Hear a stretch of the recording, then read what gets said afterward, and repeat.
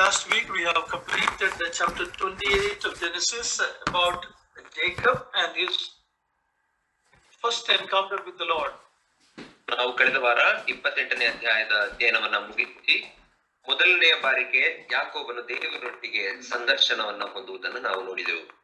Before we go into chapter 29, I would like to mention few things about the dream and visions in the Bible. 29ನೇ ಅಧ್ಯಾಯಕ್ಕೆ ಮುಂದುವರಿಯುವುದಕ್ಕಿಂತ ಮುಂಚೆ ನಾನು ಕನಸು ಮತ್ತು ದರ್ಶನಗಳ ಕುರಿತಾಗಿ ಸತ್ಯವೇದದಲ್ಲಿ ತಿಳಿಸಿರುವುದರ ಕುರಿತಾಗಿ ನಾನು ತಿಳಿಸಲಿಕ್ಕೆ ಬಯಸುತ್ತೇನೆ. Chapter 28 we saw that Jacob had a dream. 28ನೇ ಅಧ್ಯಾಯದಲ್ಲಿ ನಾವು ಯಾಕೋಬನಿಗೆ ಒಂದು ಕನಸನ್ನ ಕಾಣುವುದನ್ನು ನಾವು ನೋಡಿದೆವು. Bible speaks about God speaking to people in dreams and visions. ಸತ್ಯವೇದವು ದೇವರು ತನ್ನ ಮಕ್ಕಳೊಟ್ಟಿಗೆ ಕನಸುಗಳಲ್ಲಿ ಮತ್ತು ದರ್ಶನಗಳಲ್ಲಿ ಮಾತಾಡುವುದರ ಕುರಿತಾಗಿ ಮಾತನಾಡುತ್ತದೆ. What is the difference between dream and vision? ಹಾಗಾದರೆ ಕನಸಿಗೂ ದರ್ಶನಕ್ಕೂ ಇರುವಂತಹ ವ್ಯತ್ಯಾಸವೇನು? Dream is when a person is asleep. ಕನಸು ಒಬ್ಬ ವ್ಯಕ್ತಿ ಆತನು ಮಲಗಿರುವಾಗ ಬೀಳುವಂತದ್ದಾಗಿದೆ. ನಿದ್ರೆ ಮಾಡುವಾಗ. ನಿದ್ರೆ ಮಾಡುವಾಗ. Vision is when a person is awake. ದರ್ಶನ ಎಂಬುದಾಗಿ ಹೇಳುವಾಗ ಒಬ್ಬ ವ್ಯಕ್ತಿ ಎಚ್ಚರದಿಂದಿರುವಾಗ ಕಾಣುವಂತದ್ದೇ ದರ್ಶನವಾಗಿದೆ. Not only to believers, God has given this to other people also, unbelievers also in some cases. ಕೇವಲ ವಿಶ್ವಾಸಿಗಳಿಗೆ ಮಾತ್ರವಲ್ಲ, ಬದಲಾಗಿ ಅನ್ಯ ಜನರಿಗೆ ಅವಿಶ್ವಾಸಿಗಳಿಗೂ ಸಹ ಎರಡು ಸಂದರ್ಭಗಳಲ್ಲಿ ದೇವರು ಕನಸನ್ನ ದರ್ಶನವನ್ನ ನೀಡಿದ್ದಾನೆ. Read about King Pharaoh and King Nebuchadnezzar. They also had dreams or visions. ನಾವು ಫರೋಹನ ಕುರಿತಾಗಿ ಮತ್ತು ನೆಬೂಕದ್ನೆಚ್ಚರ ಆ ಅರಸನ ಕುರಿತಾಗಿ ನೋಡುವಾಗ ಅವರಿಗೂ ಕನಸು ಮತ್ತು ಜೋಸೆಫ್, ಗಿಡಿಯೋನ್, ಯಾಕೋಬ, ಯೋಸೇಫ ಮತ್ತು ಗಿದ್ಯೋನ ಈ ರೀತಿ ವ್ಯಕ್ತಿಗಳಿಗೆ ಕನಸು ಬೀಳುತ್ತೆ. ಸೊಲೊಮೋನನು. In the New Testament, the wise men, Joseph, and even Pilate's wife had a dream. ಹೊಸ ಒಡಂಬಡಿಕೆಯಲ್ಲಿ ಆ ಜ್ಞಾನಿಗಳು ಯೇಸು ಕ್ರಿಸ್ತನ ಮಗುವನ್ನ ನೋಡ್ಲಿಕ್ಕೆ ಬಂದವರು ಮತ್ತು ಅದೇ ರೀತಿ ಪಿಲಾತನಿಗೆ who is it uncle? Pilate's wife had a dream. ಪಿಲಾತನ ಹೆಂಡತಿಗೂ ಕನಸು ಬೀಳುವುದನ್ನು ನಾವು ನೋಡುತ್ತೇವೆ. Mary's husband Joseph had a dream. ಮರಿಯಳ ಗಂಡನಾದಂತ ಯೋಸೇಫನಿಗೂ ಕನಸು ಬಿತ್ತು. These are all dreams. ಇವೆಲ್ಲ ಕನಸುಗಳು. In visions, God spoke to Abraham, Jacob, and Isaiah.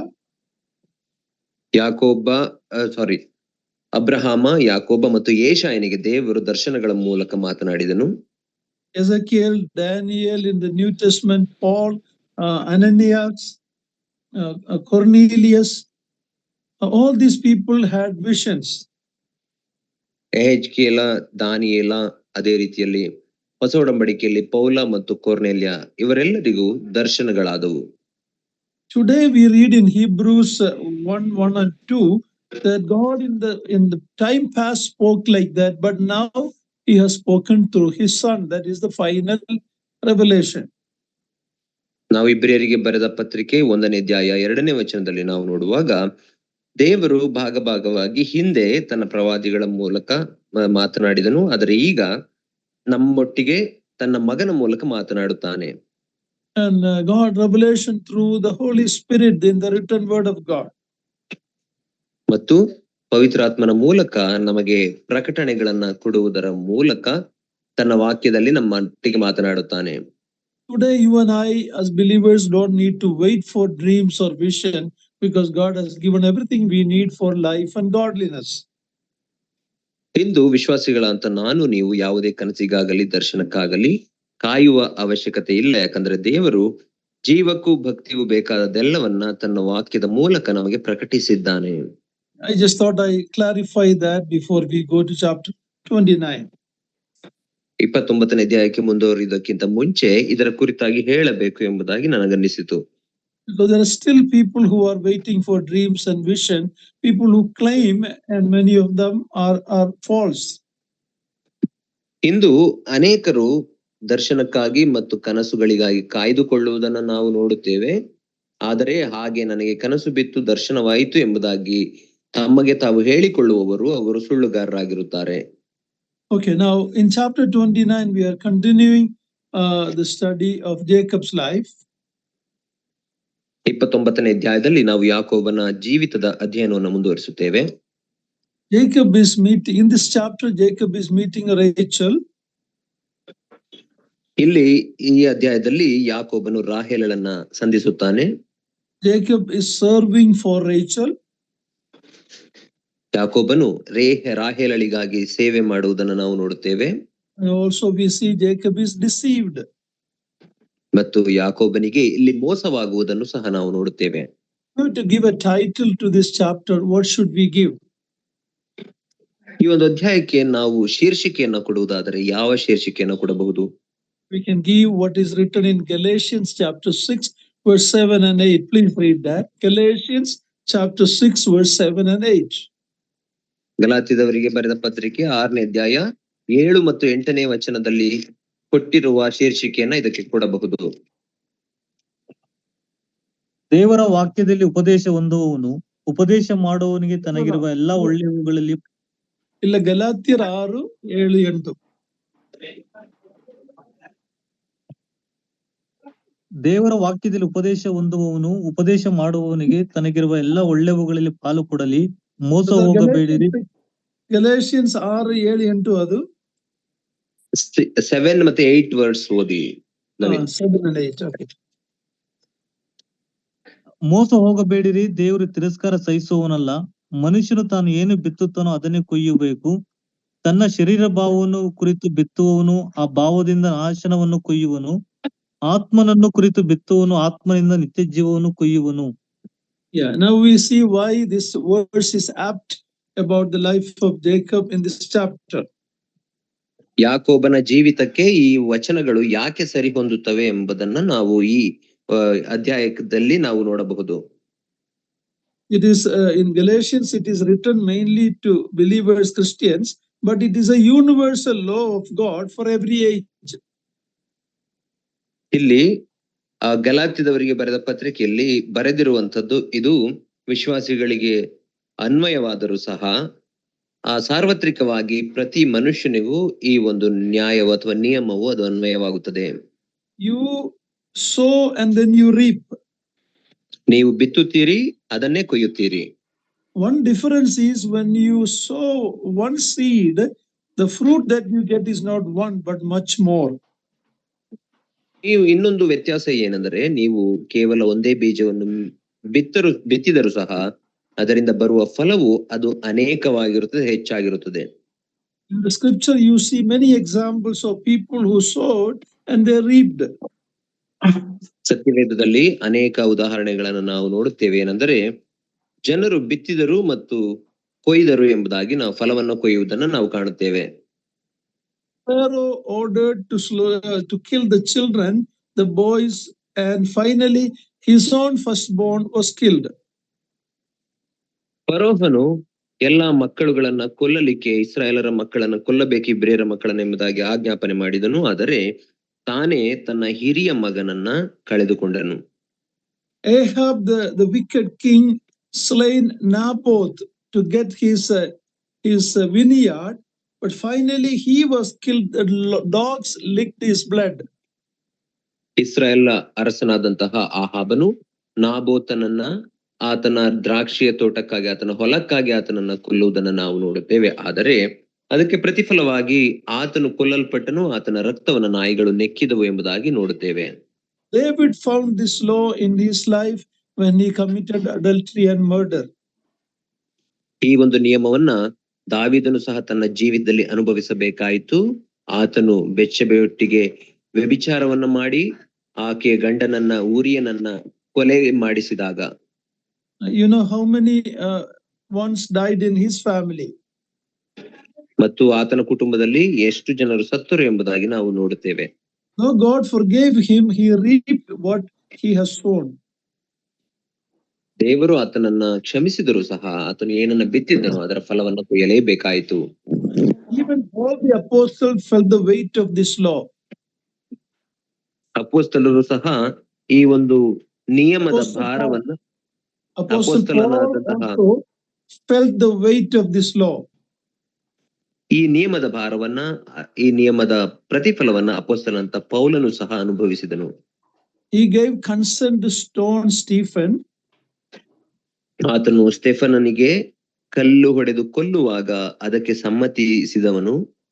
But later we read Paul was taken outside the city of Lystra and he was stoned and left dead.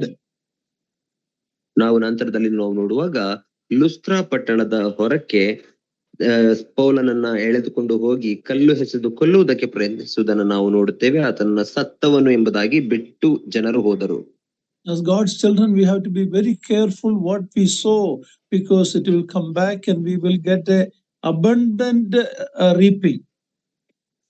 ದೇವಜನರಾದಂತಹ ನಾವು ದೇವರ ಮಕ್ಕಳಾಗಿದ್ದುಕೊಂಡು ಏನನ್ನ ಬಿತ್ತುತ್ತೇವೆ ಎಂಬುದರ ಕುರಿತಾಗಿ ಎಚ್ಚರಿಕೆ ಆಗಿರಬೇಕು. ಯಾಕಂದರೆ ನಾವು ಬಿತ್ತಿದ್ದಕ್ಕಿಂತ ಹೆಚ್ಚಾಗಿ ಪ್ರತಿಫಲವನ್ನ ಕೊಯ್ಯುತ್ತೇವೆ. Here we see it happening in Jacob's life. ಇದು ಯಾಕೋಬನ ಜೀವಿತದಲ್ಲಿಯೂ ಸಂಭವಿಸುವುದನ್ನು ನಾವು ಕಾಣುತ್ತೇವೆ. Now Jacob lived as a very smart man. ಯಾಕೋಬನು ಒಬ್ಬ ಬುದ್ಧಿವಂತ ಮನುಷ್ಯನ ರೀತಿಯಲ್ಲಿ ಜೀವಿಸಿದನು.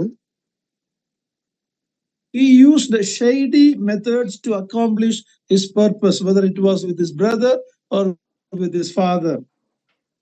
ತನ್ನ ಆಲೋಚನೆಗಳನ್ನ, ಯೋಜನೆಗಳನ್ನ ನೆರವೇರಿಸಲಿಕ್ಕಾಗಿ ಆತನು ಕುಯುಕ್ತಿಯನ್ನ ಉಪಯೋಗಿಸುವುದನ್ನು ನಾವು ನೋಡುತ್ತೇವೆ. ತನ್ನ ಅಣ್ಣನೊಟ್ಟಿಗೆ, ಅದೇ ರೀತಿಯಲ್ಲಿ ತನ್ನ ತಂದೆಯೊಟ್ಟಿಗೂ ಸಹ ಆ ಕುಯುಕ್ತಿಯನ್ನ ಬಳಸಿದನು. Jacob was proud of his accomplishments in his life.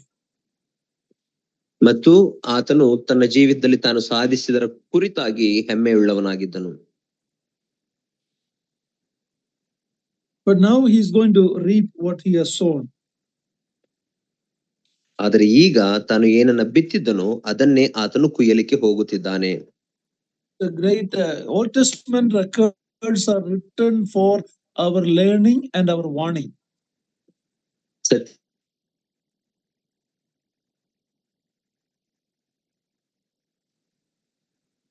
ನಮ್ಮನ್ನ Old Testament ಎಚ್ಚರಿಸಲಿಕ್ಕಾಗಿ ಮತ್ತು ನಮ್ಮ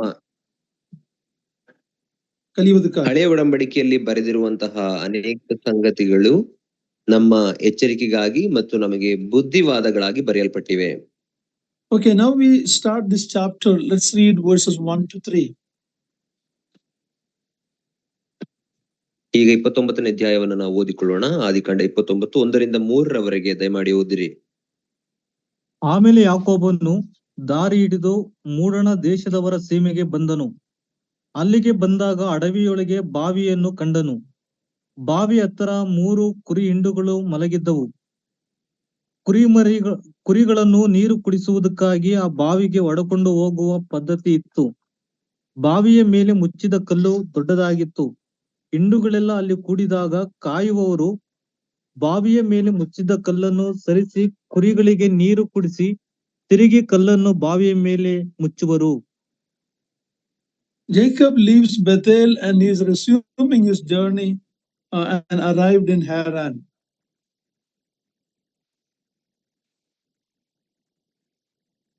ಯಾಕೋಬನು ಬೇತೇಲನ್ನ ಬಿಟ್ಟು ಈಗ ತನ್ನ ಪ್ರಯಾಣವನ್ನು ಮುಂದುವರಿಸುವವನಾಗಿ ಹಾರಾನಿಗೆ ಬಂದನು. We see the importance of water in those days and today also. ಆ ದಿನಗಳಲ್ಲಿ ನೀರಿನ ಮಹತ್ವವನ್ನ ಮತ್ತು ಇಂದಿಗೂ ನೀರು ಮಹತ್ವವುಳ್ಳದು ಎಂಬುದಾಗಿ ನಾವು ನೋಡುತ್ತೇವೆ. In many places there is shortage of water. ಮತ್ತು ಆ ದಿನಗಳಲ್ಲಿ ನೀರಿನ ಕೊರತೆ ಇತ್ತು ಎಂಬುದಾಗಿ ನಾವು ನೋಡುತ್ತೇವೆ. So they had the well and they covered it with a stone, so only when it is needed can be taken. ಅಲ್ಲಿ ನೀರಿನ ಬಾವಿ ಇತ್ತು. ಬಾವಿಯ ಮೇಲೆ ಅವರು ಕಲ್ಲನ್ನು ಮುಚ್ಚುತ್ತಿದ್ದರು. ತಮಗೆ ಅವಶ್ಯವಿದ್ದಾಗ ಮಾತ್ರ ಬಾವಿಯನ್ನ ತೆಗೆಯುತ್ತಿದ್ದರು. If that water is that important, how much more important is the living water?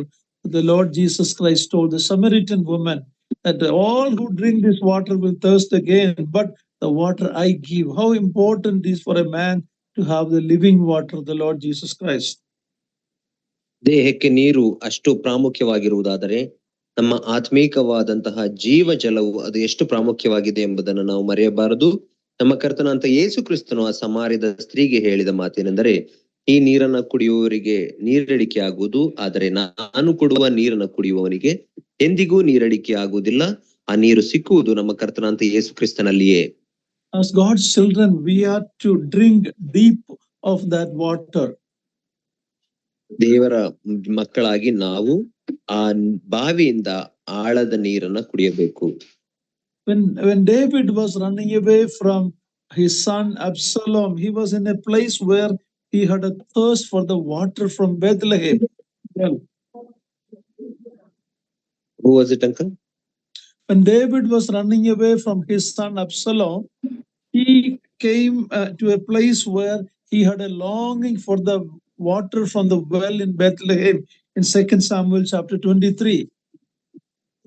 2 ಸಮುವೇಲನ ಪುಸ್ತಕ 23ನೇ ಅಧ್ಯಾಯದಲ್ಲಿ ನಾವು ನೋಡುವಾಗ ದಾವೀದನು ತನ್ನ ಮಗನಾದಂತಹ ಅಬ್ಷಾಲೋಮನಿಂದ ಹೆದರಿ ಓಡುವಾಗ ಆತನಿಗೆ ನೀರಡಿಕೆ ಆಯಿತು ಎಂಬುದಾಗಿ ನಾವು ನೋಡುತ್ತೇವೆ. He had a longing for water from the well in Bethlehem.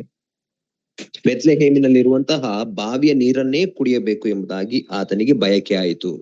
And some of his valiant men passed through the enemy territory and brought this water, and David will not drink it. He will just pour it as an offering to God.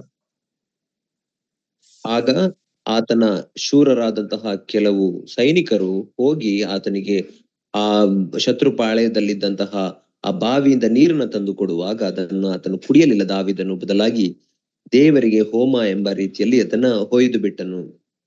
So the well in Bethlehem is none other than the one who was born in Bethlehem, the Lord Jesus Christ. You and I need to drink deep of this fountain, the Lord Jesus Christ, the living water. ಬೆತ್ಲೆಹೇಮಿನಲ್ಲಿರುವಂತಹ ಬಾವಿ ಎಂದರೆ ಅದು ಬೇರೆ ಯಾರಲ್ಲ, ನಮ್ಮ ಕರ್ತನಾದಂತ ಯೇಸು ಕ್ರಿಸ್ತನೇ ಆಗಿದ್ದಾನೆ. ನಾನು ನೀವು ಆ ಬಾವಿಯ ನೀರನ್ನ, ಆಳವಾದ ನೀರನ್ನ ಕುಡಿಯುವಾಗ ನಾವು ಬದುಕುತ್ತೇವೆ. How long it took for Jacob to reach this place, we don't know. But here we read him meeting some. Let's read verse 4 and 5. 4 ಮತ್ತು 5ನೇ ವಚನಗಳನ್ನ ನಾವು ಓದಿಕೊಳ್ಳೋಣ. ಯಾಕೋಬನಿಗೆ ಈ ಸ್ಥಳವನ್ನ ತಲುಪಲಿಕ್ಕೆ ಎಷ್ಟು ದಿನ ಹಿಡಿಯಿತು ಎಂಬುದಾಗಿ ನಮಗೆ ಗೊತ್ತಿಲ್ಲ. ಯಾಕೋಬನು ಅವರಿಗೆ, ಅಣ್ಣಂದಿರ, ನೀವು ಯಾವ ಊರಿನವರು ಎಂದು ಕೇಳಲು, ನಾವು ಕಾರಾನ್ ಊರಿನವರು ಎಂದು ಅಂದರು.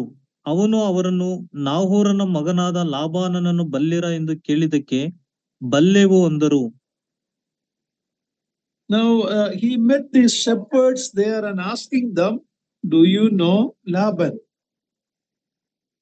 Uncle, I need a few minutes, uncle. There is a patient. I need a few minutes. Okay. 2-3 minutes, uncle. Okay. I will continue. Okay. And Laban, Jacob is asking these shepherds, do you know Laban? ಯಾಕೋಬು ಈ ಕುರುಬರಿಗೆ, ನಿಮಗೆ ಲಾಬಾನನ್ನು ಗೊತ್ತಿದೆ ಅಂತ ಕೇಳಿದಾಗ ಅವರು ಹೇಳಿದು, ಹೌದು ನಮ್ಗೆ ಗೊತ್ತಿದೆ. They said, we know.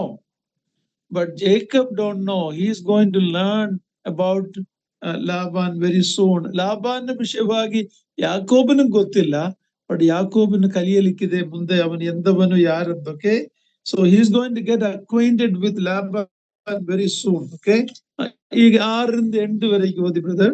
6 to 8. ಅವನಿಗೆ ಕ್ಷೇಮವೋ ಎಂದು ಕೇಳಲು ಅವರು, ಕ್ಷೇಮ, ಅಗೋ ಅವನ ಮಗಳಾದ ರಾಹೇಲಳು ಕುರಿಗಳ ಸಂಗಡ ಬರುತ್ತಾಳೆ ಎಂದರು. ಯಾಕೋಬನು, ಇನ್ನೂ ಬಹಳ ಹೊತ್ತು ಇದೆ, ಕುರಿಗಳನ್ನು ಕುಡಿಸುವ ಸಮಯವಾಗಿಲ್ಲ, ನೀರು ಕುಡಿಸಿ ಅವುಗಳನ್ನು ಮೇಯಿಸಿರಿ ಅನ್ನಲು, ಅವರು ಹಿಂಡುಗಳನ್ನೆಲ್ಲ ಕೂಡಿ ಬಂದಾಗ ಕಾಯುವವರು ಬಾವಿಯ ಮೇಲೆ ಮುಚ್ಚಿರುವ ಕಲ್ಲನ್ನು ತೆಗೆಯುವ ತನಕ ಕುಡಿಸಕೂಡದು, ಅನಂತರ ಕುರಿಗಳಿಗೆ ನೀರು ಕುಡಿಸುತ್ತೇವೆ ಅಂದರು. Yeah, when Jacob asked, do you know Laban? They said not only that they know Laban, but Laban's daughter Rachel is coming with the sheep.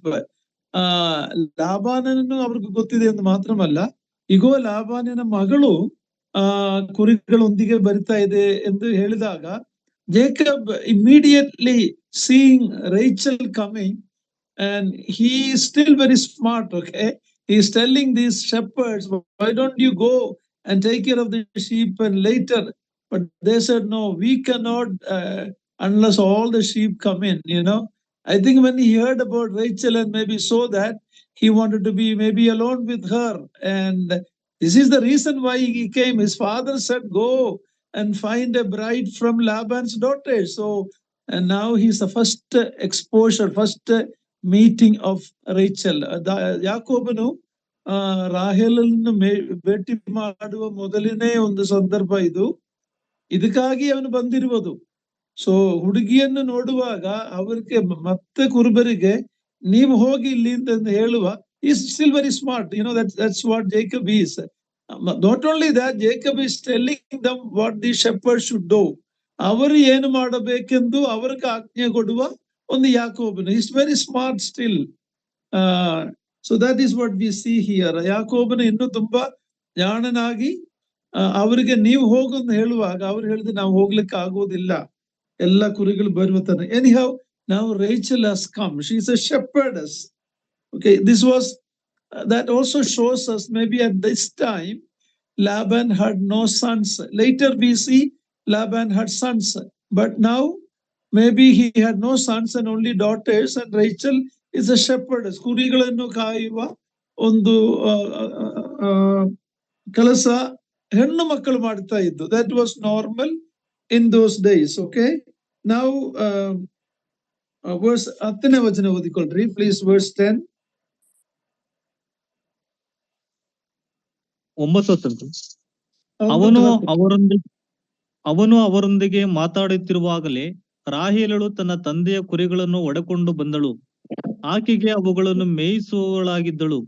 ಯಾಕೋಬನು ತನ್ನ ಸಹೋದರ ಮಾವನಾದ ಲಾಬಾನನ ಮಗಳಾಗಿರುವ ರಾಹೇಲಳನ್ನು ತನ್ನ ಸಹೋದರ ಮಾವನ ಕುರಿಗಳನ್ನು ಕಂಡಾಗ ಬಾವಿಯ ಹತ್ತಿರಕ್ಕೆ ಹೋಗಿ ಅದರ ಮೇಲೆ ಮುಚ್ಚಿದ್ದ ಕಲ್ಲನ್ನು ಸರಿಸಿ ತನ್ನ ಸೋದರ ಮಾವನ ಕುರಿಗಳಿಗೆ ನೀರು ಕುಡಿಸಿದನು.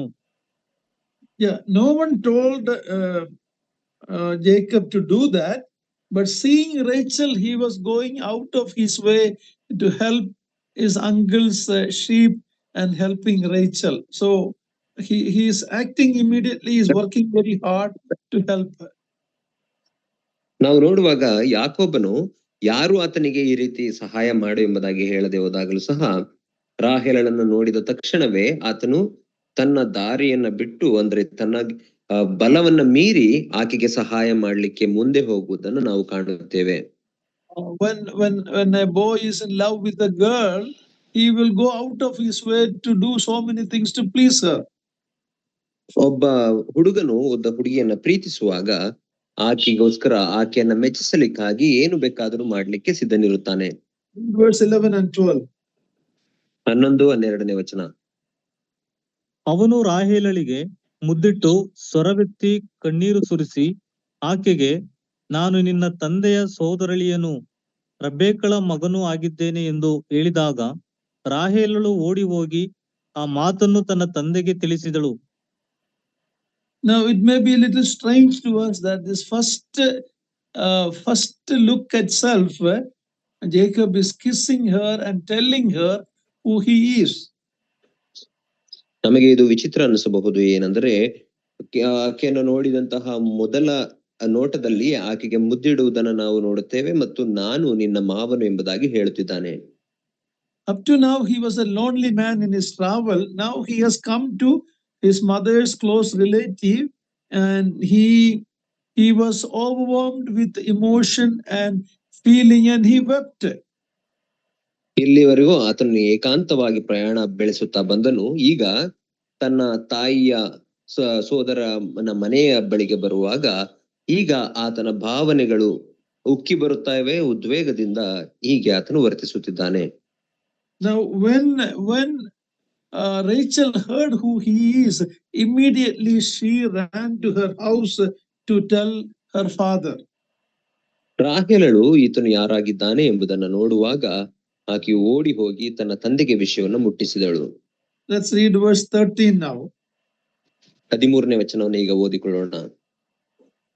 ಲಾಬಾನನು ತನ್ನ ಸಹೋದರಳಿಯನ್ನು ಬಂದ ವರ್ತಮಾನವನ್ನು ಕೇಳಿದಾಗ ಅವನನ್ನು ಎದುರುಗೊಳ್ಳುವುದಕ್ಕೆ ಓಡಿ ಬಂದು ಅಪ್ಪಿಕೊಂಡು ಮುದ್ದಿಟ್ಟು ತನ್ನ ಮನೆಗೆ ಕರಕೊಂಡು ಬಂದನು. ಯಾಕೋಬನು ಲಾಬಾನನಿಗೆ ಎಲ್ಲಾ ಸಂಗತಿಗಳನ್ನು ತಿಳಿಸಲು Yeah, now we see Rachel ran to her house to tell. Now Laban is running to meet his nephew. ರಾಹೇಲಳು ವಿಷಯವನ್ನು ಮುಟ್ಟಿಸಲು ಮನೆಗೆ ಓಡಿದಳು. ಈಗ ಲಾಬಾನನು ತನ್ನ ತಂಗಿಯ ಮಗನನ್ನ ನೋಡಲಿಕ್ಕಾಗಿ ಓಡಿ ಬರುತ್ತಿದ್ದಾನೆ. Earlier we met Laban when Abraham's servant brought lot of gold and other things. There also he was running. ಲಾಬಾನನು ನಾವು ನೋಡುವಾಗ ಆಕೆಯನ್ನ ನೋಡ್ಲಿಕ್ಕೆ where is uncle would you please repeat? Earlier when Abraham's servant came looking for a bride, Rebekah's brother Laban was running when he saw the gold and all that the servant gave to Rebekah. ಈ ಹಿಂದೆ ನಾವು ನೋಡುವಾಗ ಲಾಬಾನನ ತಂಗಿಯಾದಂತಹ ರೆಬೆಕ್ಕಳನ್ನ ನೋಡಲಿಕ್ಕೆ ಬಂದಿದ್ದಾಗ, ಅಬ್ರಹಾಮನ ಸೇವಕನು ಬಂದಿದ್ದಾಗ, ಆಗಲೂ ಸಹ ಆತನು ತಂದಿದ್ದಂತಹ ಆ ಚಿನ್ನ ಮತ್ತು ಬಟ್ಟೆಗಳನ್ನ ಕೊಂಡುಕೊಳ್ಳಲಿಕ್ಕೆ ಅಥವಾ ಪಡೆದುಕೊಳ್ಳಲಿಕ್ಕಾಗಿ ಲಾಬಾನನು ಓಡುವುದನ್ನು ನಾವು ನೋಡುತ್ತೇವೆ. So now he is running to meet Rebekah's son. ಈಗ ರೆಬೆಕ್ಕಳ ಮಗನನ್ನ ಸಂಧಿಸಲಿಕ್ಕೆ ಓಡಿ ಹೋಗುತ್ತಿದ್ದಾನೆ. So many people in the Bible we see running. ಸತ್ಯವೇದದಲ್ಲಿ ಅನೇಕ ಜನರುಗಳನ್ನ ಓಡುವುದನ್ನು ನಾವು ನೋಡುತ್ತೇವೆ. Elisha's servant Gehazi was running to get something from Naaman, the leper who was healed. ನಾಮಾನನು ಅಂದರೆ ಪ್ರವಾದಿಯಾದ ಎಲೀಷನ ಸೇವಕನಾದಂತಹ ಗೆಹಜಿಯು ಕುಷ್ಠರೋಗಿಯಾದಂತಹ ನಾಮಾನನು ಆತನು ಗುಣ ಹೊಂದಿ ಓಡುವಾಗಲೂ ಸಹ ಆತನ ಹಿಂದೆ ಓಡುವುದನ್ನು ನಾವು ನೋಡುತ್ತೇವೆ, ಏನಾದರೂ ಆತನಿಂದ ಪಡೆಕೊಳ್ಳಲಿಕ್ಕಾಗಿ. Be very careful when you are running after the things of the world. ಈ ಲೋಕದ ಸಂಗತಿಗಳ ಹಿಂದೆ ನಾವು ಓಡುವಾಗ ಎಚ್ಚರವಾಗಿರಬೇಕು.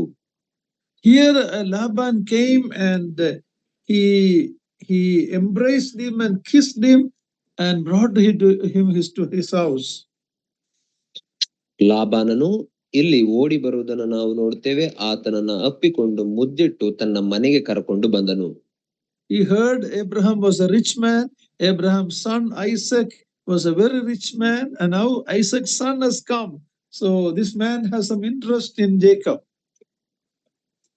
ಆತನು ತನ್ನ ಭಾವನಾದಂತಹ ತನ್ನ ತಂಗಿಯ ಗಂಡನಾದಂತಹ ಇಸಾಕನು ಹಾಗೆ ಅಬ್ರಹಾಮನು ಐಶ್ವರ್ಯವಂತರು ಎಂಬುದಾಗಿ ತಿಳಿದಿದ್ದನು. ಈಗ ಇಸಾಕನ ಮಗನಾದಂತಹ ಯಾಕೋಬನು ಬರುವಾಗ ಆತನಲ್ಲಿಯೂ ಸಹ ಆತನಿಗೆ ಆಸಕ್ತಿ ಉಂಟು.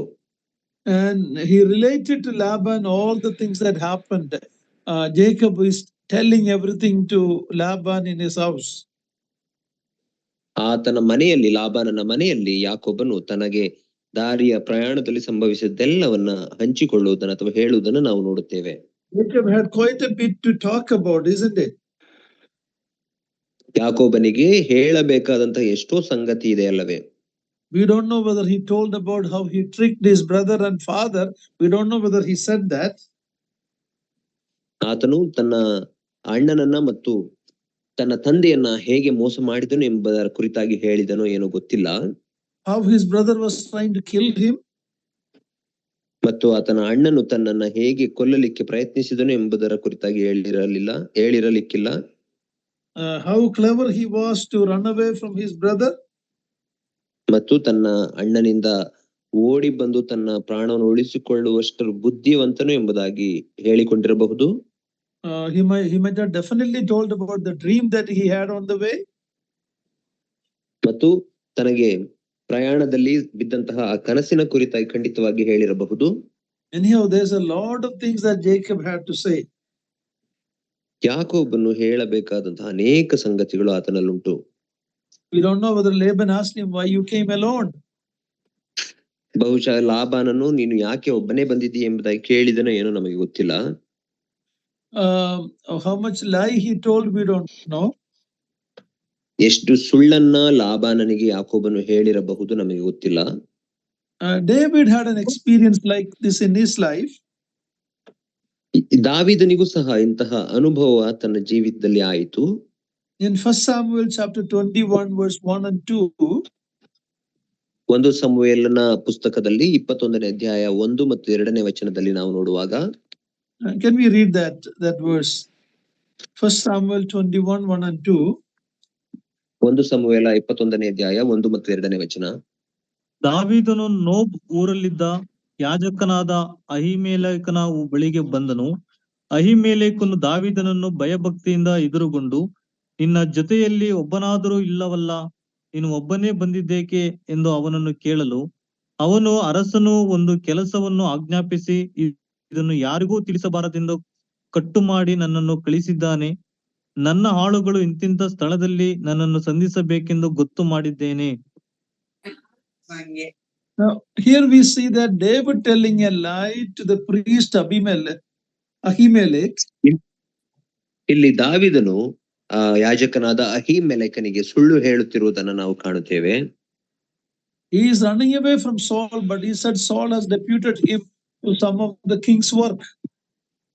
ಆತನು ಸೌಲನಿಂದ ತಪ್ಪಿಸಿಕೊಂಡು ಓಡುತ್ತಿದ್ದರೂ ಸಹ ಸೌಲನು ತನಗೆ ಒಂದು ವಿಶೇಷ ಕೆಲಸವನ್ನ ನೇಮಿಸಿ ಗುಪ್ತವಾಗಿ ಕಳಿಸಿದ್ದಾನೆ ಎಂಬುದಾಗಿ ಹೇಳುತ್ತಾನೆ. So we see many people telling lies or covering up, but all those will come out one day. Its consequence we will face. ಅನೇಕ ಜನರು ಸುಳ್ಳು ಹೇಳುವುದನ್ನು ನಾವು ನೋಡುತ್ತೇವೆ, ಆದರೆ ಅದರ ಪರಿಣಾಮ ಒಂದು ದಿನ ಸಂಭವಿಸುತ್ತದೆ, ಅದನ್ನು ನಾವು ಅನುಭವಿಸಲೇಬೇಕಾಗುತ್ತದೆ. Read 13 and 14, 15 and 16. 14, 15 ಮತ್ತು 16ನೇ ವಚನವನ್ನು ದಯಮಾಡಿ ಓದಿರಿ. ಲಾಬಾನನು ಅವನಿಗೆ, ನಿಜವಾಗಿ ನೀನು ನನ್ನ ರಕ್ತ ಸಂಬಂಧಿಯಾಗಿದ್ದಿ ಎಂದು ಹೇಳಿದನು. ಅವನು 1 ತಿಂಗಳಿನವರೆಗೂ ಲಾಬಾನನ ಬಳಿಯಲ್ಲಿ ವಾಸ ಮಾಡಿದನು. ಆಮೇಲೆ ಲಾಬಾನನು ಅವನನ್ನು, ನೀನು ನನ್ನ ಸಂಬಂಧಿ ಎಂದು ಸುಮ್ಮನೆ ಸೇವಿಸುವುದು ನ್ಯಾಯವೋ? ನಿನ್ನ ಕೆಲಸಕ್ಕಾಗಿ ನಾನು ನಿನಗೆ ಏನು ಕೊಡಲಿ ಎಂದು ಕೇಳಿದನು. ಲಾಬಾನನಿಗೆ 2 ಹೆಣ್ಣು ಮಕ್ಕಳಿದ್ದರು. ದೊಡ್ಡವಳ ಹೆಸರು ಲೇಯಾ, ಚಿಕ್ಕವಳ ಹೆಸರು Rahel. Now Jacob is now convinced that this is my nephew, my sister's son. ಈಗ ಲಾಬಾನನಿಗೆ ಖಾತ್ರಿ ಆಯಿತು, ಈತನೇ ನನ್ನ ತಂಗಿಯಾದ ರೆಬೆಕ್ಕಳ ಮಗನು ಎಂಬುದಾಗಿ. And he stayed there for 1 month. ಮತ್ತು ಆತನ ಬಳಿಯಲ್ಲಿ 1 ತಿಂಗಳು ಆತನು ಉಳಿದುಕೊಂಡನು ಯಾಕೋಬನು. We don't read about Jacob doing any work in this 1 month. ಈ 1 ತಿಂಗಳು ಯಾಕೋಬನು ಯಾವುದೇ ಕೆಲಸವನ್ನ ಮಾಡಿದನು ಎಂಬುದಾಗಿ ನಾವು ಓದುವುದಿಲ್ಲ. Jacob is not telling, is there any work that I can do in your family? We don't read that. ಮತ್ತು ಯಾಕೋಬನು ಸಹ ನಾನು ನಿಮ್ಮ ಕುಟುಂಬದಲ್ಲಿ ಮಾಡಬೇಕಾದ ಯಾವುದಾದ್ರೂ ಕೆಲಸ ಇದೆಯೋ ಎಂಬುದಾಗಿ ಕೇಳಿದರ ಕುರಿತಾಗಿಯೂ ನಾವು ಓದುವುದಿಲ್ಲ. Well, most likely Jacob was eyeing at Rachel during this time. ಈ ಕಾಲದಲ್ಲಿ 1 ತಿಂಗಳ ಕಾಲದಲ್ಲಿ ಬಹುಶಃ ಯಾಕೋಬನು ರಾಹೇಲಳ ಮೇಲೆ ತನ್ನ ಕಣ್ಣಿಟ್ಟಿದ್ದಿರಬಹುದು. Rachel also might have been casting her eye in his direction during this 1 month. ಈ 1 ತಿಂಗಳ ಕಾಲದಲ್ಲಿ ರಾಹೇಲಳು ಸಹ ಯಾಕೋಬನನ್ನ ಇಷ್ಟಪಟ್ಟು ಆತನ ಮೇಲೆ ತನ್ನ ಕಣ್ಣಿಟ್ಟಿದ್ದಿರಬಹುದು. So in verse 15 it is Laban who is bringing the topic of serving or working. 15ನೇ ವಚನಕ್ಕೆ ಬರುವಾಗ ಇಲ್ಲಿ ಲಾಬಾನನು ಈ ಕೆಲಸದ ಕುರಿತಾಗಿ ಪ್ರಸ್ತಾಪ ಎತ್ತುವುದನ್ನು ನಾವು ಕಾಣುತ್ತೇವೆ. Uncle Laban is very tactful. ಆತನ ಮಾವನಾದಂತಹ ಲಾಬಾನನು ಬಹಳ ಬುದ್ಧಿವಂತನು. He is telling that he don't want Jacob to work for him for anything free. How much should I pay? He is trying to put Jacob to work, even though Jacob didn't say anything about it. ಆತನು ನಿನಗೆ ನಾನು ಕೆಲಸಕ್ಕೆ ಎಷ್ಟು ಸಂಬಳ ಕೊಡಬೇಕು ಎಂಬುದಾಗಿ ಕೇಳುವುದರ ಕುರಿತಾಗಿ ನಾವು ಕಾಣುತ್ತೇವೆ. ಯಾಕೋಬನು ಕೆಲಸವನ್ನ ಕೊಡು ಎಂಬುದಾಗಿ ಆತನನ್ನ ಕೇಳದೆ ಹೋದರೂ ಯಾಕೋಬನಿಗೆ ಕೆಲಸ ಕೊಡುವ ಉದ್ದೇಶದಿಂದ ಈ ರೀತಿ ಹೇಳುತ್ತಿದ್ದಾನೆ. Frankly, Uncle Laban is calculating the cost of 1 month stay and cost. There's nothing free. ಬಹುಶಃ 1 ತಿಂಗಳು ತನ್ನ ಬಳಿಯಲ್ಲಿ ಉಳಿದುಕೊಂಡಂತಹ ಯಾಕೋಬನಿಗಾದಂತಹ ಖರ್ಚಿನ ಲೆಕ್ಕವನ್ನ ಹಾಕುತ್ತಿರಬಹುದು. He is clever and making a deal. ಆತನು ಬುದ್ಧಿವಂತನಾದದರಿಂದ ಒಂದು ವ್ಯವಹಾರವನ್ನ ಇಲ್ಲಿ ನಡೆಸುತ್ತಿದ್ದಾನೆ. In verse 16, we are introduced to another daughter of Laban, that is Leah. 16ನೇ ವಚನಕ್ಕೆ ಬರುವಾಗ ಲಾಬಾನನ ಇನ್ನೊಬ್ಬಳು ಮಗಳ ಕುರಿತಾಗಿ ನಾವು ಓದುತ್ತೇವೆ, ಯಾರೆಂದರೆ ಲೇಯಳು. This 1 month, Laban has been watching the boy becoming very interested in the daughter Rachel, the younger one. ಈ 1 ತಿಂಗಳ ಕಾಲ ಲಾಬಾನನು ಈ ಯೌವನ ಹುಡುಗನು ತನ್ನ ಮಗಳಾದಂತ ರಾಹೇಲಳ ಮೇಲೆ ಕಣ್ಣಿಟ್ಟುತ್ತಿರುವುದನ್ನ ಅಥವಾ ಆಕೆಯನ್ನು ಇಷ್ಟಪಡುತ್ತಿರುವುದನ್ನ ಗಮನಿಸಿದ್ದನು. Now Jacob is giving an answer. Let's read verse 17 and 18. 17 ಮತ್ತು 18ನೇ ವಚನದಲ್ಲಿ ಯಾಕೋಬನು ಅದಕ್ಕೆ ಪ್ರತ್ಯುತ್ತರ ಕೊಡುವುದನ್ನು ನಾವು ನೋಡುತ್ತೇವೆ. ಲೇಯ ಚಿಕ್ಕವಳು ಹೆಸರು ರಾಹೇಲ್. ಲೇಯ ಎಂಬಾಕೆಯ ಕಣ್ಣುಗಳು ಕಾಂತಿಹೀನವಾಗಿದ್ದವು. ರಾಹೇಲಳು ರೂಪವತಿಯು ಲಾವಣ್ಯವತಿಯೂ ಆಗಿದ್ದಳು. ಯಾಕೋಬನು ರಾಹೇಲಳನ್ನು ಮೆಚ್ಚಿಕೊಂಡು, ನಿನ್ನ ಕಿರಿ ಮಗಳಾದ ರಾಹೇಲಿಗೋಸ್ಕರ ನಿನ್ನಲ್ಲಿ 7 ವರ್ಷ ಸೇವೆ ಮಾಡುವೆನು ಎಂದು ಹೇಳಲು. Here we read about the 2 sisters. The Leah, the older one, she had we read about her eyes. Eye were weak, but actually it means she was not as beautiful like Rachel. ಲೇಯ ಮತ್ತು ಲೇಯಳ ಕುರಿತಾಗಿ ನಾವು ಇಲ್ಲಿ ಓದುತ್ತೇವೆ. ಆಕೆಯ ದೊಡ್ಡವಳು, ಹಿರಿಯವಳು. ಆಕೆಯ ಸೌಂದರ್ಯದ ಕುರಿತಾಗಿ ನಾವು ನೋಡುವಾಗ ಆಕೆಯ ಕಣ್ಣು ಕಾಂತಿಹೀನವಾಗಿತ್ತು ಎಂಬುದಾಗಿ ನಾವು ನೋಡುತ್ತೇವೆ. ರಾಹೇಲಳಷ್ಟು ಸೌಂದರ್ಯವತಿ ಅಲ್ಲ. And in the Bible we see Sarah was very beautiful, Rebecca was very beautiful. Now Rachel is very beautiful. ಸತ್ಯವೇದದಲ್ಲಿ ನಾವು ಓದುತ್ತೇವೆ ಏನೆಂದರೆ ಸಾರಳು ಸೌಂದರ್ಯವತಿ ಆಗಿದ್ದಳು, ಅದೇ ರೀತಿಯಲ್ಲಿ ರೆಬೆಕ್ಕಳು ಸೌಂದರ್ಯವತಿ ಆಗಿದ್ದಳು. ಈಗ ರಾಹೇಲಳ ಕುರಿತಾಗಿ ನಾವು ಓದುತ್ತೇವೆ. So many people are attracted to the physical beauty. ಅನೇಕರು ದೈಹಿಕ ಸೌಂದರ್ಯಕ್ಕೆ ಆಕರ್ಷಣೆಗೊಳ್ಳುತ್ತಾರೆ. That appearance alone, if you go behind it, you can be fooled. ಕೇವಲ ಆ ಸೌಂದರ್ಯದ ಕುರಿತಾಗಿ ಅಥವಾ ಸೌಂದರ್ಯದ ಹಿಂದೆ ನೀವು ಹೋಗುವಾಗ ಕೆಲವು ಸಾರಿ ನಾವು ಮೂರ್ಖರಾಗುತ್ತೇವೆ ಅಥವಾ ಮೋಸ ಹೋಗುತ್ತೇವೆ. So young people have to be very careful. You don't go by the outside look. ಯೌವನಸ್ಥರು ಅತ್ಯಂತ ಎಚ್ಚರಿಕೆಯಿಂದಿರಬೇಕು. ನಾವು ಕೇವಲ ಬಾಹ್ಯ ಸೌಂದರ್ಯವನ್ನೇ ನೋಡಿಕೊಂಡು ಹೋಗಬಾರದು. Rachel, much later we see Rachel hiding the idol, the household idol of Laban.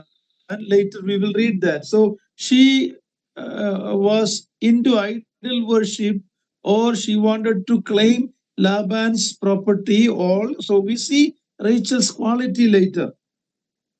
ನಂತರದ ದಿನಗಳಲ್ಲಿ ನಾವು ನೋಡುವಾಗ ರಾಹೇಲಳು ಸೌಂದರ್ಯವತಿ ಆಗಿದ್ದರೂ ಸಹ ತನ್ನ ತಂದೆಯಾದ ಲಾಬಾನನ ವಿಗ್ರಹಗಳನ್ನ, ಮನೆ ದೇವರುಗಳ ವಿಗ್ರಹಗಳನ್ನ ಕದ್ದುಕೊಳ್ಳುವುದನ್ನು ನಾವು ನೋಡುತ್ತೇವೆ. ಬಹುಶಃ ಆಕೆಯು ವಿಗ್ರಹಾರಾಧಕಳಾಗಿದ್ದಳೋ ಅಥವಾ ತನ್ನ ತಂದೆಯ ಆಸ್ತಿಯ ಮೇಲೆ ಆಸೆ ಪಟ್ಟು ಹಾಗೆ ಮಾಡಿದಳೋ ನಮಗೆ ಗೊತ್ತಿಲ್ಲ. ಆದರೆ ಆಕೆಯ ಗುಣ ಬಯಲಾಗುವುದನ್ನು ನಾವು ನೋಡುತ್ತೇವೆ. So we have to be very careful that we don't go just by the outside look. We should have spiritual discernment when we make choices. ಆದ್ದರಿಂದ ನಾವು ಕೇವಲ ಬಾಹ್ಯ ಸೌಂದರ್ಯದ ಹಿಂದೆ ಹೋಗಬಾರದು. ನಾವು ತೀರ್ಮಾನಗಳನ್ನು ಮಾಡುವಾಗ ಆತ್ಮೀಕ ಸೌಂದರ್ಯವನ್ನು ಸಹ ನಾವು ನೋಡಬೇಕಾಗುತ್ತದೆ. In Isaac's case, God chose for him a bride. In Jacob's life, he is choosing for himself. ಈಸಾಕನ ಕುರಿತಾಗಿ ನೋಡುವಾಗ ದೇವರೇ ಈಸಾಕನಿಗಾಗಿ ಹೆಣ್ಣನ್ನ ಆರಿಸಿದನು ಎಂಬುದಾಗಿ ನಾವು ನೋಡುತ್ತೇವೆ. ಆದರೆ ಯಾಕೋಬನ ಜೀವಿತದಲ್ಲಿ ತಾನೇ ತನಗಿಷ್ಟವಾದ ಹೆಣ್ಣನ್ನು ಆರಿಸಿಕೊಳ್ಳುತ್ತಿದ್ದಾನೆ. In verse 18, he made an agreement with Laban to work 7 years for his younger daughter Rachel. 18ನೇ ವಚನದಲ್ಲಿ ಆತನು ತನ್ನ ಮಾವನಾದ ಲಾಬಾನನೊಟ್ಟಿಗೆ ಒಡಂಬಡಿಕೆಯನ್ನು ಮಾಡಿಕೊಂಡು ಆಕೆಗಾಗಿ 7 ವರ್ಷ ಸೇವೆ ಮಾಡುತ್ತೇನೆ ಎಂಬುದಾಗಿ ಒಪ್ಪಿಕೊಂಡನು. Probably Laban knew that David loved Rachel, so this answer was not a surprise to him. ಬಹುಶಃ ಲಾಬಾನನಿಗೆ ಈತನು ರಾಹೇಲಳನ್ನು ಇಷ್ಟಪಡುತ್ತಿದ್ದಾನೆ ಎಂಬುದಾಗಿ ಗೊತ್ತಿದ್ದ ಕಾರಣ ಈ ಒಂದು ಉತ್ತರ ಆತನಿಗೆ ಆಶ್ಚರ್ಯವೆನ್ನಿಸಲಿಲ್ಲ. Okay, read from verse 19 to verse 23. 19ರಿಂದ 23ನೇ ವಚನಗಳವರೆಗೆ ದಯಮಾಡಿ ಓದಿರಿ. ಲಾಬಾನನು ಆಕೆಯನ್ನು ಬೇರೊಬ್ಬನಿಗೆ ಕೊಡುವುದಕ್ಕಿಂತ ನಿನಗೆ ಕೊಡುವುದೇ ಉಚಿತ, ನನ್ನ ಬಳಿಯಲ್ಲಿರು ಅಂದನು. ಆದದರಿಂದ ಯಾಕೋಬನು ರಾಹೇಲಳಿಗೋಸ್ಕರ 7 ವರ್ಷ ಸೇವೆ ಮಾಡಿದನು. ಆದರೂ ಆಕೆಯಲ್ಲಿ ಬಹಳ ಪ್ರೀತಿ ನೆಟ್ಟಿದ್ದರಿಂದ ಅದು ಅವನಿಗೆ ಸ್ವಲ್ಪ ದಿವಸದಂತೆ ಕಾಣಿಸಿತು. 20 up to 23. ತರುವಾಯ ಯಾಕೋಬನು ಲಾಬಾನನಿಗೆ ಗೊತ್ತು ಮಾಡಿದ ಕಾಲವು ಮುಗಿದು ಹೋಯಿತು.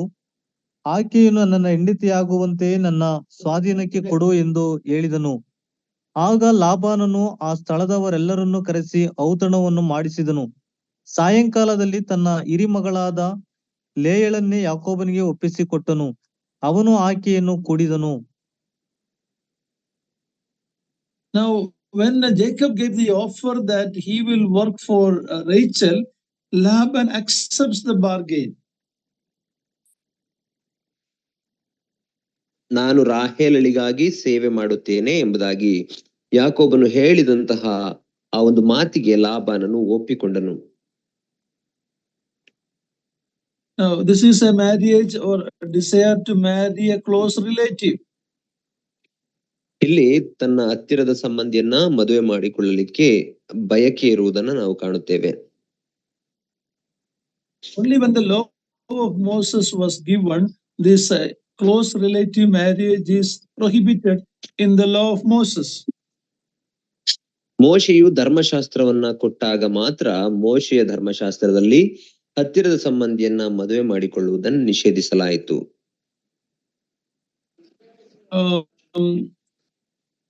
Here we see the close relative getting married. Even in many culture around us, we see very close relatives getting married, but it has the Moses law is against it. Also, medical science says it is not wise to marry close relative. ಇಲ್ಲಿ ನಾವು ನೋಡುವಾಗ ತಾನು ಹತ್ತಿರದ ಸಂಬಂಧಿಯನ್ನ ಮದುವೆ ಮಾಡಿಕೊಳ್ಳುತ್ತಿದ್ದಾನೆ. ನಮ್ಮ ಸುತ್ತಲಿನ ಸಂಸ್ಕೃತಿಯಲ್ಲಿಯೂ ಸಹ ಸಮಾಜದಲ್ಲಿ ಅನೇಕ ಹತ್ತಿರದ ಸಂಬಂಧಿಗಳನ್ನ ಮದುವೆ ಮಾಡಿಕೊಳ್ಳುವುದನ್ನ ನಾವು ನೋಡುತ್ತೇವೆ. ಮೋಶೆ ಧರ್ಮಶಾಸ್ತ್ರ ಬಂದ ನಂತರ ಹತ್ತಿರದ ಸಂಬಂಧಿಯ ಮದುವೆಯನ್ನ ನಿಷೇಧಿಸಲಾಯಿತು. ಅದೇ ರೀತಿಯಲ್ಲಿ ವೈದ್ಯಕೀಯ ಕ್ಷೇತ್ರದಲ್ಲಿಯೂ ಸಹ ಹತ್ತಿರದ ಸಂಬಂಧಿಯನ್ನ ಮದುವೆ ಮಾಡಿಕೊಳ್ಳುವುದರಿಂದ ತೊಂದರೆಯಾಗುತ್ತದೆ ಎಂಬುದಾಗಿ ಹೇಳಲಾಗುತ್ತದೆ. Now in verse 20 we have a beautiful statement about how Jacob felt these 7 years of serving. 20ನೇ ವಚನದಲ್ಲಿ ಯಾಕೋಬನಿಗೆ ಈ 7 ವರ್ಷ ಹೇಗೆ ಅನ್ನಿಸಿತು ಎಂಬುದನ್ನ ಸುಂದರವಾಗಿ ಕೊಡಲಾಗಿದೆ. It is like a few days because of his love for her. ಆಕೆಯಲ್ಲಿ ಬಹಳ ಪ್ರೀತಿಯನ್ನು ಇಟ್ಟಿದ್ದರಿಂದ ಅದು ಅವನಿಗೆ ಸ್ವಲ್ಪ ದಿವಸದಂತೆ ಕಾಣಿಸಿತು. Now that is a beautiful statement. It has a spiritual application for you and me. ಅದೊಂದು ಸುಂದರವಾದಂತಹ ಮಾತಾಗಿದೆ. ಇದು ನನಗೆ ನಿಮಗೆ ಒಂದು ಆತ್ಮೀಕವಾದಂತಹ ಅಳವಡಿಸಿಕೊಳ್ಳುವಿಕೆಯನ್ನ ತಿಳಿಸುತ್ತದೆ. In our service for the Lord Jesus Christ, we should have the same attitude. Because we love him, whatever we do for him should be like this.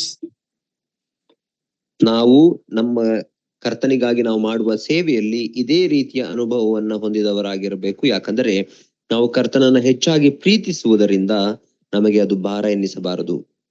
Apostle Paul and Peter talks about the suffering they went through because of their faith as light affliction for a very short time. ಅಪೊಸ್ತಲರಾದಂತ ಪೌಲನು ಮತ್ತು ಪೇತ್ರನು ತಾವು ಸೇವೆಯಲ್ಲಿ ಅನುಭವಿಸಿದಂತ ಕಷ್ಟಗಳ ಕುರಿತಾಗಿ ಹೇಳಿಕೊಳ್ಳುವಾಗ ಹೇಳುತ್ತಾರೆ ಏನೆಂದರೆ ಅದು ತಮಗೆ ಅತ್ಯಂತ ಅಲ್ಪವಾದ ಕಷ್ಟಗಳೆನ್ನಿಸಿತು ಎಂಬುದಾಗಿ.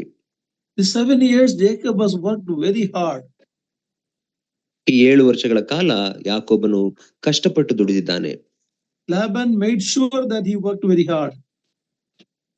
ಲಾಬಾನನು ಆತನು ಕಷ್ಟಪಟ್ಟು ದುಡಿಯುವ ಹಾಗೆ ನೋಡಿಕೊಂಡಿದ್ದಾನೆ. In chapter 31 verse 36 to 41 later, Jacob is telling Laban how hard he worked for his daughters. ಮುಂದೆ ನಾವು ಅದೇ 31ನೇ ಅಧ್ಯಾಯಕ್ಕೆ ಬರುವಾಗ ಅಲ್ಲಿ 36ರಿಂದ 41ನೇ ವಚನಗಳವರೆಗೆ ಓದುವಾಗ ಅಲ್ಲಿ ಯಾಕೋಬನು ಲಾಬಾನನಿಗೆ ಹೇಳುತ್ತಿದ್ದಾನೆ, ನಾನು ರಾಹೇಲಳಿಗಾಗಿ ಎಷ್ಟು ಕಷ್ಟಪಟ್ಟು ದುಡಿದೆನು ಎಂಬುದಾಗಿ. He worked in the cold, in the rain and all weather because he had that love for Rachel. ಆತನು ಚಳಿಗಾಲದಲ್ಲಿ, ಮಳೆಯಲ್ಲಿ ಮತ್ತು ಎಲ್ಲಾ ಋತುಗಳಲ್ಲಿಯೂ ತಾನು ರಾಹೇಲಳಿಗಾಗಿ ಕಷ್ಟಪಟ್ಟು ದುಡಿದೆನು ಎಂಬುದಾಗಿ ಹೇಳುತ್ತಾನೆ. After the 7 years, now Jacob is asking, give me my wife, the time has come. 7 ವರ್ಷಗಳ ತರುವಾಯ ಈಗ ಯಾಕೋಬನು ಕೇಳುತ್ತಿದ್ದಾನೆ, ನನ್ನ ಹೆಂಡತಿಯಾದಂತ ರಾಹೇಲಳನ್ನು ನನಗೆ ಕೊಡು ಎಂಬುದಾಗಿ. And now then we see what happened. Laban brought Leah and gave to him in that evening. ಆ ಸಂಜೆಯ ವೇಳೆಯಲ್ಲಿ, ಆತನ ಮದುವೆಯ ಸಂಜೆ ವೇಳೆಯಲ್ಲಿ ಏನಾಯ್ತು ಎಂಬುದನ್ನು ನಾವು ನೋಡುತ್ತೇವೆ. ಈ ಲಾಬಾನನು ಲೇಯಳನ್ನ ತೆಗೆದುಕೊಂಡು ಬಂದು ಆತನಿಗೆ ಒಪ್ಪಿಸಿದನು. Modern people, we may not understand how this happened. ನಾವು ಆಧುನಿಕ ಜಗತ್ತಿನಲ್ಲಿ ಬೆಳಕಿನಲ್ಲಿ ಜೀವಿಸುತ್ತಿರುವಂತಹ ನಾವು ಇದು ಹೇಗಾಯಿತು ಎಂಬುದರ ಕುರಿತಾಗಿ ಗೊತ್ತಾಗದೇ ಇರಬಹುದು. Most likely in those marriage ceremonies, this bride was probably heavily veiled.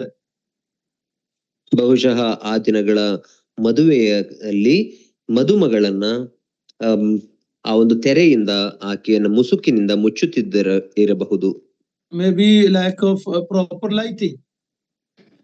ಅಥವಾ ಬೆಳಕಿನ ಕೊರತೆ ಇದ್ದಿರಬಹುದು. Jacob didn't see the girl with full confidence it was Rachel. ಯಾಕೋಬನು ಆ ಹುಡುಗಿಯನ್ನ ಸರಿಯಾಗಿ ನೋಡದೆ ಹೋದರೂ ಸಹ ಆತನಿಗೆ ನಿಶ್ಚಯವಾಗಿತ್ತು ಏನೆಂದರೆ ಈಕೆಯು ನಿಶ್ಚಯವಾಗಿಯೂ ರಾಹೇಲಳೆ ಎಂಬುದಾಗಿ. And early morning he was in for a wide rude awakening that this is not Rachel, it is Leah.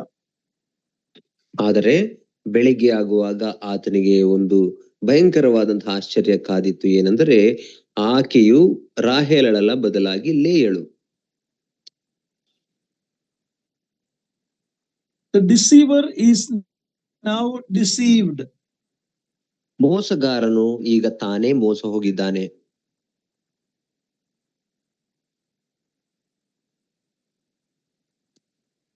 He knew that he was tricked by Laban.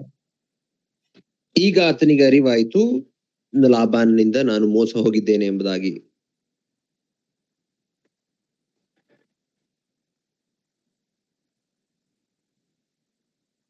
We don't know whether he immediately remembered the scene before his father when he lied and deceived his father. ನಮಗೆ ಗೊತ್ತಿಲ್ಲ, ಬಹುಶಃ ತಾನು ತನ್ನ ತಂದೆಯನ್ನ ಮೋಸಗೊಳಿಸಿ ಆತನಿಂದ ಆಶೀರ್ವಾದ ಹೊಂದಿದಂತಹ ಆ ಒಂದು ಚಿತ್ರಣ ಆತನ ಕಣ್ಣಿಗೆ ಬಂದಿರಬಹುದು. There he pretended to be the elder one. ಅಲ್ಲಿ ತಾನು ಹಿರಿಯ ಮಗನು ಎಂಬುದಾಗಿ ವೇಷ ಹಾಕಿಕೊಂಡು ತನ್ನ ತಂದೆಗೆ ಮೋಸ ಮಾಡಿದನು. Now the older one is acting like the younger one. ಈಗ ಇಲ್ಲಿ ಹಿರಿಯ ಮಗಳು ತಾನು ಕಿರಿಯ ಮಗಳಂತೆ ತೋರಿಸಿಕೊಂಡಿದ್ದಾಳೆ.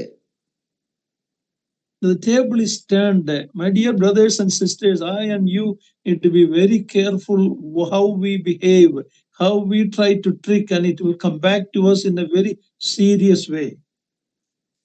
ಈಗ ಅದೇ ಆತನಿಗೆ ಸಂಭವಿಸುವುದನ್ನು ನಾವು ನೋಡುತ್ತೇವೆ.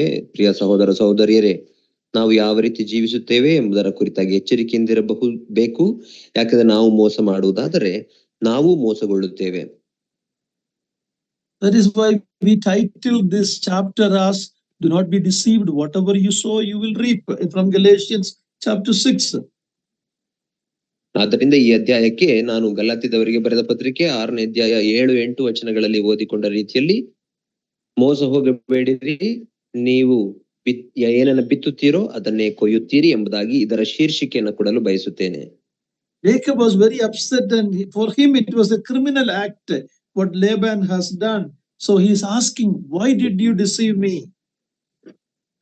ಯಾಕೋಬನು ಈಗ ತನ್ನ ಮಾವನಾದಂತಹ ಲಾಬಾನನು ಮಾಡಿದಂತಹ ಕಾರ್ಯ ಅದು ಅಪರಾಧವಾಗಿ ಕಾಣುತ್ತಿದೆ. ಈಗ ಆತನನ್ನು ಕೇಳುತ್ತಿದ್ದಾನೆ, ನನಗೆ ಹೀಗೆ ಯಾಕೆ ಮಾಡಿದೆ? He is a deceiver asking another deceiver, why you deceived me? ಈ ಮೋಸಗಾರ ಇನ್ನೊಬ್ಬ ಮೋಸಗಾರನಿಗೆ ಕೇಳುತ್ತಿದ್ದಾನೆ, ನನಗೆ ಯಾಕೆ ಮೋಸ ಮಾಡಿದೆ ಎಂಬುದಾಗಿ. See, if Jacob had a biruda, a degree in ಮೋಸ ಮಾಡುವುದು, Laban had a doctorate, he had a PhD in deceiving. ಯಾಕೋಬನು ಮೋಸ ಮಾಡುವುದರಲ್ಲಿ ಆ ಪದವಿ ಹೊಂದಿದವನಾಗಿದ್ದರೆ, ಈ ಲಾಬಾನನು ಆತನಿಗಿಂತ ಸ್ನಾತಕೋತ್ತರ ಪದವಿಯನ್ನ, ಡಾಕ್ಟರೇಟ್ ಪದವಿಯನ್ನೇ ಮೋಸ ಮಾಡುವುದರಲ್ಲಿ ಹೊಂದಿದವನಾಗಿ ಕಾಣುತ್ತಿದ್ದಾನೆ. How lightly Laban takes it and tell it that, oh, we have a practice. Let's read next verse 26 to 26 and 27. ಈಗ ನಾವು 26ರಿಂದ 27ನೇ ವಚನವನ್ನು ಓದಿಕೊಳ್ಳೋಣ. ಅಲ್ಲಿ ಲಾಬಾನನು ಯಾವ ರೀತಿ ಉತ್ತರ ಕೊಡುತ್ತಾನೆ ಎಂಬುದಾಗಿ ನೋಡುತ್ತೇವೆ. 25. ಬೆಳಿಗ್ಗೆ ಲೇಯಳೆಂದು ಯಾಕೋಬನಿಗೆ ತಿಳಿದು ಬರಲು ಅವನು ಲಾಬಾನನಿಗೆ, ಇದೇನು ನೀನು ನನಗೆ ಮಾಡಿದ್ದು? ರಾಹೇಲಳಿಗೋಸ್ಕರ ನಿನಗೆ ಸೇವೆ ಮಾಡಿದ್ದೇನಲ್ಲ, ಯಾಕೆ ನನಗೆ ಮೋಸ ಮಾಡಿದೆ ಎಂದು ಕೇಳಿದಕ್ಕೆ, ಲಾಬಾನನು, ಹಿರಿ ಮಗಳಿಗಿಂತ ಮೊದಲು ಕಿರಿ ಮಗಳನ್ನು ಮದುವೆ ಮಾಡಿಸಿಕೊಡುವುದು ನಮ್ಮ ದೇಶದ ಪದ್ಧತಿಯಲ್ಲ. ಆಕೆಯ ಮದುವೆಯ ವಾರವನ್ನು ಪೂರೈಸು, ಅನಂತರ ನನ್ನ ಹಿರಿ ಮಗಳನ್ನು ನಿನಗೆ ಕೊಡುತ್ತೇನೆ, ಕಿರಿ ಮಗಳನ್ನು ನಿನಗೆ ಕೊಡುತ್ತೇವೆ. ಈಕೆಗೋಸ್ಕರ ನೀನು ಇನ್ನೂ 7 ವರ್ಷ ಸೇವೆ ಮಾಡು ಅಂದನು. Now Laban is telling to Jacob, oh, you did not read the fine print in our contract. See, you didn't see. We don't have a practice like that in our culture. ಇಲ್ಲಿ ಲಾಬಾನನು ಯಾಕೋಬನಿಗೆ ಹೇಳುವುದನ್ನು ನಾವು ಕಾಣುತ್ತೇವೆ. ಏನಂದ್ರೆ, ನೀನು ಅದ ಗೊತ್ತಿಲ್ಲದೆ ಇರಬಹುದು, ಆತನು ಮಾಡಿದಂತಹ ಆ ಷರತ್ತು ಅಥವಾ ತಾನು ಮಾಡಿಕೊಂಡಂತಹ ಒಡಂಬಡಿಕೆಯ ಮೇರೆಗೆ ತನ್ನ ಸಂಸ್ಕೃತಿಯಲ್ಲಿ ಹಿರಿ ಮಗಳನ್ನ ಮೊದಲು ಮದುವೆ ಮಾಡುವುದು ಎಂಬುದಾಗಿ ಹೇಳುತ್ತಿದ್ದಾನೆ. Now Jacob, if you read verse 18, Jacob made it very clear that I will work for your younger daughter. 18ನೇ ವಚನದಲ್ಲಿ ನಿನ್ನ ಕಿರಿಯ ಮಗಳಾದ ರಾಹೇಲಳಿಗಾಗಿ ನಾನು 7 ವರ್ಷ ಕೆಲಸ ಮಾಡುತ್ತೇನೆ ಎಂಬುದಾಗಿ ಹೇಳಿದ್ದನು. It's not that Laban didn't hear what Jacob said, but Laban is a greater deceiver. ಅಲ್ಲಿ ಯಾಕೋಬನು ಹೇಳಿದನ್ನ ಲಾಬಾನನು ಕೇಳಿಸಿಕೊಂಡಿಲ್ಲ ಎಂಬುದಾಗಿ ಅಲ್ಲ, ಬದಲಾಗಿ ಲಾಬಾನನು ಯಾಕೋಬನಿಗಿಂತ ದೊಡ್ಡ ಮೋಸಗಾರನು. Now Laban is willing to be very generous now. He's telling that you work 7 more years and I will give you the younger one also, Rachel also. ಈಗ ಲಾಬಾನನು ಉದಾರವಾಗಿ ಆತನ ಕಡೆಗೆ ವರ್ತಿಸುವ ಹಾಗೆ ಹೇಳುತ್ತಿದ್ದಾನೆ. ಏನೆಂದರೆ, ನೀನು ಇನ್ನೂ 7 ವರ್ಷ ಕೆಲಸ ಮಾಡುವುದಾದರೆ ನನ್ನ ಕಿರಿಯ ಮಗಳನ್ನು ನಿನಗೆ ಕೊಡುತ್ತೇನೆ ಎಂಬುದಾಗಿ ಹೇಳುತ್ತಿದ್ದಾನೆ. Earlier Jacob's question, why you deceived me, is really hypocrisy, because this is a deceiver asking his would-be father-in-law, why you deceived me. ಯಾಕೋಬನು ತನ್ನ ಮಾವನಾದಂತಹ ಲಾಬಾನನಿಗೆ ಕೇಳಿದಂತಹ ಮಾತು, ನನಗೆ ಏಕೆ ಮೋಸ ಮಾಡಿದಿ ಎಂಬುದಾಗಿ ಕೇಳುವಂತ ಮಾತು, ಅದು ಕಪಟದಿಂದ ಕೂಡಿತ್ತು. ಯಾಕಂದರೆ ಆತನು ತಾನೇ ಮೋಸಗಾರನಾಗಿದ್ದುಕೊಂಡು ತನ್ನ ಮಾವನಿಗೆ ಇಂಥ ಪ್ರಶ್ನೆಯನ್ನ ಕೇಳುತ್ತಿದ್ದಾನೆ. Here once we are many times like that. We don't see our mistake and we are upset with other people's mistakes. ನನ್ನ ಪ್ರಿಯರೇ, ಅನೇಕ ಸಂದರ್ಭಗಳಲ್ಲಿ ನಾವು ಇದೇ ರೀತಿ ವರ್ತಿಸುತ್ತೇವೆ. ಏನೆಂದರೆ, ನಮ್ಮ ತಪ್ಪುಗಳನ್ನ ನಾವು ನೋಡಿಕೊಳ್ಳದೆ ಬೇರೆಯವರ ತಪ್ಪುಗಳ ಕುರಿತಾಗಿ ನಾವು ಬೇಜಾರುಗೊಳ್ಳುತ್ತೇವೆ. Now God is going to teach Jacob some lesson in Laban's school. ಈಗ ದೇವರು ಯಾಕೋಬನಿಗೆ ಲಾಬಾನನ ಶಾಲೆಯಲ್ಲಿ ಒಂದು ದೊಡ್ಡ ಪಾಠವನ್ನ ಕಲಿಸುವುದನ್ನು ನಾವು ಕಾಣುತ್ತೇವೆ.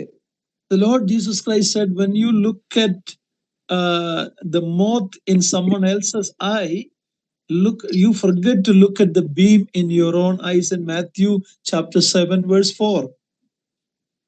ಮತ್ತಾಯನ ಸುವಾರ್ತೆ 7ನೇ ಅಧ್ಯಾಯ 4ನೇ ವಚನದಲ್ಲಿ ನಮ್ಮ ಕರ್ತನಾಂತ ಯೇಸು ಕ್ರಿಸ್ತನು ಹೇಳಿದ ಮಾತೇನೆಂದರೆ, ನೀನು ನಿನ್ನ ಕಣ್ಣಿನಲ್ಲಿರುವಂತಹ ತೊಲೆಯನ್ನ ನೋಡಿಕೊಳ್ಳದೆ ನಿನ್ನ ಸಹೋದರನ ಕಣ್ಣಲ್ಲಿರುವ ರವೆಯನ್ನ ತೆಗೆಯುತ್ತೇನೆ ಬಾ ಎಂಬುದಾಗಿ ಹೇಳುತ್ತೀಯಾ ಎಂಬುದಾಗಿ ಹೇಳುತ್ತಾನೆ. Sometimes God will put us through the hard school so we can see our failures. ಅನೇಕ ಸಂದರ್ಭಗಳಲ್ಲಿ ದೇವರು ನಮ್ಮನ್ನ ಕಷ್ಟದ ಶಾಲೆಯಲ್ಲಿ ನಡೆಸುತ್ತಾನೆ. ಯಾಕಂದರೆ ನಮ್ಮ ಸೋತು ಹೋಗುವಿಕೆಯ ಕುರಿತಾಗಿ ನಾವು ತಿಳಿದುಕೊಳ್ಳಲಿ ಎಂಬ ಕಾರಣದಿಂದ. I wanted to talk a little bit about this daughter Leah now. Did Leah not know that the marriage is actually for Rachel, but I am acting like Rachel? Did Leah not know this? ಈಗ ಆ ಹಿರಿಯ ಮಗಳಾದ ಲೇಯಳ ಕುರಿತಾಗಿ ಮಾತಾಡಲು ನಾನು ಬಯಸುತ್ತೇನೆ. ಲೇಯಳಿಗೆ ಗೊತ್ತಿರಲಿಲ್ಲವಾ ಇದು ತನ್ನ ತಂಗಿಯಾದಂತಹ ರಾಹೇಲಳಿಗಾಗಬೇಕಾದ ಮದುವೆ, ನಾನು ಮೋಸ ಮಾಡುತ್ತಿದ್ದೇನೆ ಎಂಬುದಾಗಿ ಆಕೆಗೆ ಗೊತ್ತಿರಲಿಲ್ವಾ? We will have certain answers to that. ಅದಕ್ಕೆ ನಮಗೆ ತಕ್ಷಣವೇ ಉತ್ತರ ಸಿಕ್ಕುವಂತದ್ದಾಗಿದೆ. Maybe as an older girl, unmarried, and the father's pressure on her to do this acting might have made her to submit to the father's request. ಬಹುಶಃ ಹಿರಿಯ ಮಗಳಾಗಿ ಮದುವೆ ಇಲ್ಲದೆ ಇರುವುದು, ಅದೇ ರೀತಿಯಲ್ಲಿ ತನ್ನ ತಂದೆಯಾದ ಲಾಬಾನನ ಒತ್ತಡಕ್ಕೆ ಮಣಿದು ಹೀಗೆ ನಾಟಕ ಮಾಡಲು ಅಥವಾ ನಟಿಸಲು ಆಕೆ ಒಪ್ಪಿಕೊಂಡಿರಬಹುದು. In those days, these girls probably didn't have much freedom like today. So the father's word might have remained and she simply submitted to that. ಆ ದಿನಗಳಲ್ಲಿ ಇಂದು ಹೆಣ್ಣು ಮಕ್ಕಳಿಗೆ ಇರುವಂತಹ ಸ್ವಾತಂತ್ರ್ಯ ಇರಲಿಲ್ಲ ಮತ್ತು ತನ್ನ ತಂದೆಯ ಮಾತಿಗೆ ಆಕೆಯು ಒಪ್ಪಿಕೊಂಡು ಹೀಗೆ ವರ್ತಿಸುತ್ತಿದ್ದಾಳೆ. Another reason could be maybe she also had a love for Jacob, we don't know. ಇನ್ನೊಂದು ಕಾರಣ ಇರಬಹುದು ಏನೆಂದರೆ ಆಕೆಗೂ ಯಾಕೋಬನ ಮೇಲೆ ಪ್ರೀತಿ ಇದ್ದಿರಬಹುದು. But the engagement happened for Rachel. ಆದರೆ ನಿಶ್ಚಿತಾರ್ಥವಾದದ್ದು ರಾಹೇಲಳಿಗೆ. But on that first evening night, maybe she was happy to obey the father, the master deceiver, and be married to Jacob. ಮತ್ತು ಆ ಮದುವೆಯ ರಾತ್ರಿಯಲ್ಲಿ ಆಕೆಯು ತನ್ನ ತಂದೆಯಾದಂತಹ ಆ ದೊಡ್ಡ ಮೋಸಗಾರನಾದಂತಹ ಲಾಬಾನನ ಮಾತಿಗೆ ಒಪ್ಪಿಕೊಳ್ಳಲಿಕ್ಕೆ ಅವಳಿಗೆ ಸಂತೋಷವಾಗಿರಬಹುದು. Laban is telling, fulfill her week and work 7 more years and you will get Rachel also. ಈಗ ಲಾಬಾನನು ಹೇಳುತ್ತಿದ್ದಾನೆ, ನೀನು ಮದುವೆಯಾದಾಗ ಪೂರೈಸಬೇಕಾದಂತಹ 1 ವಾರವನ್ನ ಈಕೆ ಒಟ್ಟಿಗೆ ಪೂರೈಸು, ನಂತರ ರಾಹೇಲಳಿಗಾಗಿ 7 ವರ್ಷ ದುಡಿಯಬಹುದು ಎಂಬುದಾಗಿ. Some people believe that he worked another 7 years and then got Rachel. But the better understanding is fulfill this 1 week of marriage festival in a marriage feast. After that, I will give Rachel, but then you worked another 7 years for Rachel.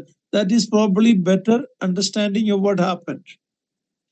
ಅನೇಕರು ಈ ರೀತಿ ಹೇಳುತ್ತಾರೆ ಏನೆಂದರೆ, ರಾಹೇಲನ ಮದುವೆ ಆಗಿ ನಂತರ ಲೇಯಳನ್ನ ಮದುವೆ ಆಗಿ ನಂತರ ರಾಹೇಲಳಿಗಾಗಿ ಮತ್ತೆ 7 ವರ್ಷ ದುಡಿದಿರಬಹುದು ಎಂಬುದಾಗಿ ಹೇಳುತ್ತಾರೆ. ಆದರೆ ಸರಿಯಾದ ನಾವು ಅರ್ಥ ಮಾಡಿಕೊಳ್ಳಬೇಕಾದದ್ದೇನೆಂದರೆ, ಲೇಯಳನ್ನ ಮದುವೆಯಾದ 1 ವಾರವನ್ನ ಪೂರೈಸಿದ ನಂತರ ರಾಹೇಲಳನ್ನು ಮದುವೆಯಾದನು. ನಂತರ ರಾಹೇಲಳಿಗಾಗಿ ಆಕೆಯನ್ನ ಮದುವೆಯಾದ ನಂತರ 14 ವರ್ಷ ದುಡಿದನು. 14 years, 7 years has become 14 years, double than what he thought. 7 ವರ್ಷ ಈಗ ಅದು 2 ಪಟ್ಟಾಗಿದೆ. 14 ವರ್ಷ ತಾನು ಯೋಚಿಸಿದಕ್ಕಿಂತ 2 ಪಟ್ಟಾಯಿತು. I don't know whether he enjoyed that 1 week of the marriage feast. Did he enjoy? I don't know. ಮದುವೆಯಾದ ಆ 1 ವಾರದ ಆ ಔತಣವನ್ನ ಆತನು ಸಂತೋಷದಿಂದ ಅನುಭವಿಸಿದನೋ ನಮಗೆ ಗೊತ್ತಿಲ್ಲ. Jacob is really going to Uncle Laban's hard labor school to learn hard lessons. ಯಾಕೋಬನು ಮಾವನಾದಂತಹ ಲಾಬಾನನ ಕಠಿಣ ಪರಿಶ್ರಮದ ಶಾಲೆಯಲ್ಲಿ ಹೋಗುತ್ತಿದ್ದಾನೆ. Laban is going to get his money's worth, 14 years of service. ಲಾಬಾನನು ಆತನಿಗಾಗಿ ಖರ್ಚು ಮಾಡಿದಂತಹ ಹಣದ ಎಲ್ಲ ಬಡ್ಡಿ ಸಮೇತ ವಸೂಲು ಮಾಡುವುದನ್ನು ನಾವು ಕಾಣುತ್ತೇವೆ. 14 ವರ್ಷಗಳ ಕೆಲಸವನ್ನ ಮಾಡಿಸಿದನು. And Leah probably had no much choice in this. ಬಹುಶಃ ಲೇಯಳಿಗೆ ಯಾವುದೇ ಆಯ್ಕೆಯೂ ಈ ವಿಷಯಗಳಲ್ಲಿ ಇರಲಿಲ್ಲ. She might have been a victim of the father's attitude, and also she was not very beautiful like Rachel, so she was a victim of all this. ಆಕೆಯು ತಂಗಿಯಾದಂತಹ ರಾಹೇಲಳ ರೀತಿಯಲ್ಲಿ ಸೌಂದರ್ಯವತಿ ಆಗಿಲ್ಲದ ಕಾರಣ ಬಹುಶಃ ತನ್ನ ತಂದೆಯಾದಂತಹ ಲಾಬಾನನ ಮೋಸ ಮಾಡುವ ಗುಣಕ್ಕೆ ಆಕೆಯು ಬಲಿಪಶುವಾಗಿರಬಹುದು. We read in the shops that buy one get one free. ನಾವು ಶಾಪ್ಗಳಲ್ಲಿ ಕಾಣುತ್ತೇವೆ ಏನೆಂದರೆ ಒಂದನ್ನು ಕೊಂಡರೆ ಒಂದು ಉಚಿತ ಎಂಬುದಾಗಿ. So Jacob wanted one wife, now he is getting two. ಯಾಕೋಬನು ಒಬ್ಬ ಹೆಂಡತಿಯನ್ನ ಮಾಡಿಕೊಳ್ಳಬೇಕೆಂದಿದ್ದನು, ಆದರೆ ಈಗ ಅದಕ್ಕೆ ಬದಲಾಗಿ 2 ಹೆಂಡರನ್ನ ಹೊಂದುತ್ತಿದ್ದಾನೆ. Little later he is getting two more, so totally 4. ನಂತರ ಇನ್ನೂ 2 ಹೆಂಡರನ್ನಾಗಿ ಮಾಡಿಕೊಳ್ಳುತ್ತಾನೆ. ಆತನಿಗೆ ಒಟ್ಟು 4 ಜನ ಹೆಂಡಿರು. Because it is written in the Bible, don't think that this is approved by God. Polygamy is never approved by God. ಸತ್ಯವೇದದಲ್ಲಿ ಈ ಸಂಗತಿಗಳು ಬರೆದಿರುವ ಕಾರಣ ಬಹುಶಃ ದೇವರು ಬಹುಪತ್ನಿತ್ವವನ್ನ ಮೆಚ್ಚುತ್ತಾನೆ ಅಥವಾ ಒಪ್ಪುತ್ತಾನೆ ಎಂಬುದಾಗಿ ನೆನೆಸಬೇಡಿರಿ. ಬರೆಯಲ್ಪಟ್ಟ ಮಾತ್ರಕ್ಕೆ ದೇವರು ಎಂದಿಗೂ ಬಹುಪತ್ನಿತ್ವವನ್ನ ಮೆಚ್ಚುವುದಿಲ್ಲ ಅಥವಾ ಸಮ್ಮತಿಸುವುದಿಲ್ಲ. Everything recorded in the Bible is not approved by God. ಸತ್ಯವೇದದಲ್ಲಿ ನಮೂದಿಸಿರುವಂತದ್ದೆಲ್ಲವೂ ಅದು ದೇವರ ಒಪ್ಪಿಗೆ, ಅದಕ್ಕೆಲ್ಲ ದೇವರ ಒಪ್ಪಿಗೆ ಇದೆ ಎಂಬುದಾಗಿ ಅಲ್ಲ. God didn't approve devil's lie in the Garden of Eden. ದೇವರು ಆ ಏದೆನ್ ವನದಲ್ಲಿ ಆ ಸೈತಾನನು ಹೇಳಿದಂತಹ ಸುಳ್ಳನ್ನು ಆತನು ಒಪ್ಪಲಿಲ್ಲ ಅಥವಾ ಸಮ್ಮತಿಸಲಿಲ್ಲ. God didn't approve David's sin.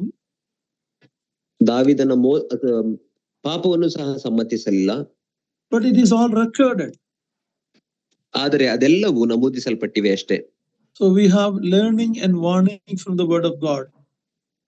ಆದ್ದರಿಂದ ನಮಗೆ ದೇವರ ವಾಕ್ಯದ ಮೂಲಕ ಕಲಿತುಕೊಳ್ಳುವುದಕ್ಕೆ ಪಾಠವಿದೆ ಮತ್ತು ಎಚ್ಚರಿಕೆ ಮಾತುಗಳಿವೆ. How much problem Jacob went through in his family life because of this multiple wives and his deception, we will see it later. ಯಾಕೋಬನು ಈ ಬಹುಪತ್ನಿಗಳನ್ನ ಮಾಡಿಕೊಂಡ ಕಾರಣ ಮತ್ತು ತನ್ನ ಮೋಸದ ಗುಣದಿಂದ ಎಷ್ಟೆಲ್ಲ ಸಮಸ್ಯೆಗಳನ್ನು ದಾಟಿ ಹೋಗಬೇಕಾಯಿತು ತನ್ನ ಕುಟುಂಬದಲ್ಲಿ ಎಂಬುದನ್ನು ನಂತರ ದಿನಗಳಲ್ಲಿ ನಾವು ನೋಡುತ್ತೇವೆ. It all began in the wrong method he used and deception he used with his brother and father. ಇದೆಲ್ಲವೂ ಪ್ರಾರಂಭವಾದದ್ದೆಲ್ಲಿ ಎಂಬುದಾಗಿ ನೋಡುವಾಗ ಆತನು ತನ್ನ ಅಣ್ಣನೊಟ್ಟಿಗೆ ಮತ್ತು ತನ್ನ ತಂದೆಯೊಟ್ಟಿಗೆ ಮೋಸಕರವಾಗಿ ವ್ಯವಹರಿಸಿದ್ದರಿಂದಲೇ ಪ್ರಾರಂಭವಾಯಿತು ಈ ಎಲ್ಲಾ ಸಮಸ್ಯೆಗಳು. So sowing and reaping is a principle for unbelievers and believers. We have to be very careful. ಆದ್ದರಿಂದ ಬಿತ್ತುವುದು ಮತ್ತು ಕೊಯ್ಯುವುದು ಈ ಒಂದು ನಿಯಮ ಅದು ವಿಶ್ವಾಸಿಗಳಿಗೆ ಮಾತ್ರವಲ್ಲ, ಅವಿಶ್ವಾಸಿಗಳಿಗೂ ಸಹ ಸಮಾನವಾಗಿ ಇರುವಂತದ್ದಾಗಿದೆ. ಆದ್ದರಿಂದ ನಾವೆಲ್ಲರೂ ಎಚ್ಚರವಾಗಿರಬೇಕು. Let's read verse 28 to the end of the chapter 35. Please read it.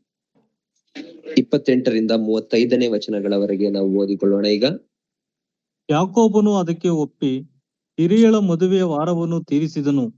ಆಗ ಲಾಬಾನನು ತನ್ನ ಮಗಳಾದ ರಾಹೇಲಳನ್ನು ಯಾಕೋಬನಿಗೆ ಹೆಂಡತಿಯಾಗಿ ಕೊಟ್ಟು ಆಕೆಗೆ ಬಿಲ್ಲಾ ಎಂಬ ಒಬ್ಬ ದಾಸಿಯನ್ನು ಕೊಟ್ಟನು. ಯಾಕೋಬನು ರಾಹೇಲಳನ್ನು ಕೂಡಿ ಆಕೆಯನ್ನು ಲೇಯಳಿಗಿಂತ ಹೆಚ್ಚಾಗಿ ಪ್ರೀತಿಸಿದನು. ಆಕೆಗೋಸ್ಕರ ಲಾಬಾನನ ಬಳಿಯಲ್ಲಿ ಇನ್ನೂ 7 ವರ್ಷ ಸೇವೆ ಮಾಡಿದನು. ಲೇಯಳು ಯಾಕೋಬನಿಗೆ ಅಲಕ್ಷ್ಯವಾದಳೆಂದು ಯೆಹೋವನು ನೋಡಿ ಆಕೆಯನ್ನು ಬಸರಾಗುವಂತೆ ಮಾಡಿದನು. ಆದರೆ ರಾಹೇಲಳು ಬಂಜೆಯಾಗಿದ್ದಳು. ಲೇಯಳು ಗರ್ಭಿಣಿಯಾಗಿ ಗಂಡು ಮಗುವನ್ನು ಹೆತ್ತು, ಯೆಹೋವನು ನನ್ನ ವ್ಯಥೆಯನ್ನು ನೋಡಿದ್ದಾನೆ, ಇನ್ನು ಮುಂದೆ ನನ್ನ ಗಂಡನು ನನ್ನನ್ನು ಪ್ರೀತಿಸುವನು ಎಂದು ಹೇಳಿ ಅದಕ್ಕೆ ರೋಬೇನ್ ಎಂದು ಹೆಸರಿಟ್ಟಳು. ಆಕೆ ತಿರುಗಿ ಗರ್ಭಿಣಿಯಾಗಿ ಗಂಡು ಮಗುವನ್ನು ಹೆತ್ತು, ನಾನು ಗಂಡನ ಅಲಕ್ಷ್ಯಕ್ಕೆ ಗುರಿಯಾದನೆಂದು ಯೆಹೋವನು ತಿಳಿದಿದ್ದರಿಂದ ಈ ಮಗುವನ್ನು ದಯಪಾಲಿಸಿದ್ದಾನೆಂದು ಹೇಳಿ ಅದಕ್ಕೆ ಸಿಮೆಯೋನ್ ಎಂದು ಹೆಸರಿಟ್ಟಳು. ಆಕೆಯು ತಿರುಗಿ ಗರ್ಭಧರಿಸಿ ಗಂಡು ಮಗುವನ್ನು ಹೆತ್ತು, ಈಗಲಾದರೂ ನನ್ನ ಗಂಡನು ನಾನು ಒಂದಾಗುವೆವು, ಅವನಿಗೆ 3 ಮಂದಿ ಗಂಡು ಮಕ್ಕಳನ್ನು ಎತ್ತಿದ್ದೇನಲ್ಲ ಎಂದು ಹೇಳಿ ಅದಕ್ಕೆ ಲೇವಿ ಎಂದು ಹೆಸರಿಟ್ಟಳು. ಆಕೆಯು ತಿರುಗಿ ಗರ್ಭಿಣಿಯಾಗಿ ಗಂಡು ಮಗುವನ್ನು ಹೆತ್ತು, ಈಗ ಮಗು ಯೆಹೋವನಿಗೆ ಉಪಕಾರ ಸ್ತುತಿ ಮಾಡುವೆನು ಎಂದು ಹೇಳಿ ಅದಕ್ಕೆ ಯೆಹೂದ ಎಂದು ಹೆಸರಿಟ್ಟಳು. ಆಮೇಲೆ ಆಕೆಗೆ ಗರ್ಭಧಾರಣೆಯಾಗುವುದು ತಡವಾಯಿತು. We read about Leah. She's a very sad person in this story. ಲೇಯಳ ಕುರಿತಾಗಿ ನಾವು ಇಲ್ಲಿ ಓದುತ್ತೇವೆ. ಆಕೆಯು ಈ ಒಂದು ಕಥೆಯಲ್ಲಿ ಅಥವಾ ಈ ಒಂದು ಭಾಗದಲ್ಲಿ ನಾವು ನೋಡುವಾಗ ಆಕೆ ದುಃಖದಿಂದ ಕೂಡಿದ ವ್ಯಕ್ತಿಯಾಗಿ ಕಾಣುತ್ತಾಳೆ. She knows her husband loves Rachel more than her. ಆಕೆಗೆ ಗೊತ್ತು ತನಗಿಂತ ರಾಹೇಲನನ್ನ ತನ್ನ ಗಂಡನು ಹೆಚ್ಚು ಪ್ರೀತಿಸುತ್ತಾನೆ. She said she was a victim of the father's deception and the husband's lack of love. ಆಕೆಯು ತನ್ನ ತಂದೆಯ ಮೋಸಕರ ಕುಯುಕ್ತಿಗೆ ಬಲಿಪಶುವಾದಳು. ಅದೇ ರೀತಿಯಲ್ಲಿ ತನ್ನ ಗಂಡನಿಗೆ ತಿರಸ್ಕರಿಸಲ್ಪಟ್ಟವಳು. But God has a love, special love for such ones. ಆದರೆ ಅಂಥವರಿಗಾಗಿ ಕರ್ತನು ವಿಶೇಷ ಪ್ರೀತಿಯನ್ನು ಹೊಂದಿದ್ದಾನೆ. That is why she became the mother of Reuben. It brings joy to her heart. She feels that Jacob will love her now. ಆದ್ದರಿಂದಲೇ ದೇವರು ಆಕೆಯನ್ನ ಆಶೀರ್ವದಿಸಿದನು ಮತ್ತು ಆಕೆಗೆ ಗಂಡು ಮಗುವನ್ನ ರೂಬೇನನನ್ನ ಹೆರುವ ಹಾಗೆ ಆಶೀರ್ವದಿಸಿದನು. ಈಗ ನನ್ನ ಗಂಡನು ನನ್ನನ್ನು ಪ್ರೀತಿಸುತ್ತಾನೆ ಎಂಬುದಾಗಿ ಆಕೆ ಅಂದುಕೊಂಡಳು. God opened the womb of Leah and closed Rachel's womb. ದೇವರು ಲೇಯಳ ಗರ್ಭವನ್ನ ಆಶೀರ್ವದಿಸಿದನು, ಹಾಗಾದರೆ ರಾಹೇಲಳ ಗರ್ಭವನ್ನ ಆತನು ಮುಚ್ಚಿದನು. We see one after the other 4 boys were born to Leah from Jacob. ನಾವು ಓದುತ್ತೇವೆ, ಯಾಕೋಬನಿಂದ ಲೇಯಳಿಗೆ ಒಂದಾದರ ನಂತರ ಒಂದರಂತೆ 4 ಗಂಡು ಮಕ್ಕಳು ಹುಟ್ಟುವುದನ್ನು ನಾವು ಕಾಣುತ್ತೇವೆ. Leah's affliction, pain, Jacob might have not understood, but God understood. ಲೇಯಳ ದುಃಖ ಮತ್ತು ಸಂಕಟವನ್ನ ಯಾಕೋಬನು ಅರ್ಥ ಮಾಡಿಕೊಳ್ಳದೇ ಇರಬಹುದು, ಆದರೆ ದೇವರು ಅರ್ಥ ಮಾಡಿಕೊಂಡನು. We see in all these sons, and the naming that she did was very meaningful. ತನ್ನ 4 ಜನ ಗಂಡು ಮಕ್ಕಳಿಗೆ ಆಕೆಯು ಹೆಸರಿಡುವಾಗ ಆಕೆಯು ಅರ್ಥಪೂರ್ಣವಾದ ಹೆಸರುಗಳನ್ನು ಇಟ್ಟಳು ಎಂಬುದಾಗಿ ನಾವು ನೋಡುತ್ತೇವೆ. See Leah's faith in the naming of her sons. ಯಾಕೆಂದರೆ ತನ್ನ ಮಕ್ಕಳಿಗೆ ಹೆಸರಿಡುವುದರಲ್ಲಿ ಆಕೆ ನಂಬಿಕೆಯಿಂದ ಹೆಸರಿಟ್ಟಿದ್ದಳು. And the unloved one was object of special care and love by God. ಈಗ ಪ್ರೀತಿಸದೆ ತಿರಸ್ಕರಿಸಲ್ಪಟ್ಟವಳು ದೇವರಿಂದ ವಿಶೇಷವಾದ ಪ್ರೀತಿಗೆ ಆಶೀರ್ವಾದಕ್ಕೆ ಗುರಿಯಾದಳು, ಪಾತ್ರಳಾದಳು. Out of her came these 4 sons. One became the priestly tribe, Levi. The other one became the royal tribe, Judah. ಈಕೆಯ ಮೂಲಕ, ತಿರಸ್ಕರಿಸಲ್ಪಟ್ಟವಳ ಮೂಲಕ 2 ವಿಶೇಷವಾದ ಜನಾಂಗಗಳು ಉತ್ಪತ್ತಿಯಾಗುವುದನ್ನು ನಾವು ನೋಡುತ್ತೇವೆ. ಆ ಯಾಜಕ ಸಂತಾನವು ಉತ್ಪತ್ತಿಯಾದಂತಹ ಲೇವಿಯು ಈಕೆಯಿಂದ ಹುಟ್ಟಿ ಬಂದನು. ಅದೇ ರೀತಿಯಲ್ಲಿ ರಾಜವಂಶಸ್ಥರ ಎಂಬುದಾಗಿ ಕರೆಯಲ್ಪಟ್ಟಂತಹ ಯೂದನು ಸಹ ಈಕೆಯ ಮೂಲಕ ಹುಟ್ಟಿ ಬಂದನು. Leah was not that much loved by her husband, but God loved her. ಲೇಯಳು ತನ್ನ ಗಂಡನಿಂದ ಪ್ರೀತಿಯನ್ನ ಹೊಂದದೆ ಹೋದರೂ ದೇವರು ಆಕೆಯನ್ನ ವಿಶೇಷವಾಗಿ ಪ್ರೀತಿಸಿದನು. You and I are going through experiences like that. Remember, there is a God who knows our pain and he will take care of it. ನಾನು ನೀವು ಇಂತಹ ಪರಿಸ್ಥಿತಿಯನ್ನು ದಾಟಿ ಹೋಗುತ್ತಿರುವುದಾದರೆ ನಾವು ಈ ವಿಷಯವನ್ನು ಜ್ಞಾಪಕದಲ್ಲಿಟ್ಟುಕೊಳ್ಳೋಣ, ನಮ್ಮನ್ನ ಪ್ರೀತಿಸುವಂತಹ ದೇವರು ಇದ್ದಾನೆ. So this is a chapter, in closing, this is a chapter of sowing and reaping. Let us be very careful what we sow, because we will reap much greater measure if we are not right before God. ನನ್ನ ಮಾತನ್ನು ಅಂತ್ಯಗೊಳಿಸುವುದಕ್ಕಿಂತ ಮುಂಚೆ ನಾನು ಹೇಳುವುದೇನೆಂದರೆ, ಇದು ಬಿತ್ತುವುದರ ಮತ್ತು ಕೊಯ್ಯುವುದರ ಅಧ್ಯಾಯವಾಗಿದೆ. ನಾವು ಏನನ್ನ ಬಿತ್ತುತ್ತೇವೋ ಅದನ್ನೇ ಕೊಯ್ಯುತ್ತೇವೆ ಎಂಬುದಾಗಿ ನಾವು ಜ್ಞಾಪಕ ಇಟ್ಟುಕೊಳ್ಳೋಣ. God has a plan for Jacob and he will fulfill it and finally change him. ದೇವರು ಯಾಕೋಬನನ್ನ ತರಬೇತುಗೊಳಿಸಿ ಆತನನ್ನ ಬದಲಾದ ವ್ಯಕ್ತಿಯನ್ನಾಗಿ ಮಾಡುವುದನ್ನು ನಾವು ನೋಡುತ್ತೇವೆ. That is what God wants from my life and your life. ನಿನ್ನ ಜೀವಿತದಿಂದಲೂ ದೇವರು ಅದನ್ನೇ ಬಯಸುವುದನ್ನು ನಾವು ಕಾಣುತ್ತೇವೆ. Thank you for patiently listening, and continue to pray for us as we share this. It may be a blessing to all of us. ತಾಳ್ಮೆಯಿಂದ ನನ್ನ ಮಾತನ್ನ ಕೇಳಿಸಿಕೊಂಡದಕ್ಕಾಗಿ ನಿಮಗೆ ವಂದನೆಗಳು. ನನಗಾಗಿ ನಮಗಾಗಿ ಈ ಸತ್ಯವೇದ ಅಧ್ಯಯನವು ನಮ್ಮೆಲ್ಲರಿಗೂ ಆಶೀರ್ವಾದದಾಯಕವಾಗುವ ಹಾಗೆ ದೇವರು ಉಪಯೋಗಿಸಲಿ ಎಂಬುದಾಗಿ ನೀವು ಪ್ರಾರ್ಥಿಸಬೇಕೆಂಬುದಾಗಿ ಕೇಳಿಕೊಳ್ಳುತ್ತೇನೆ.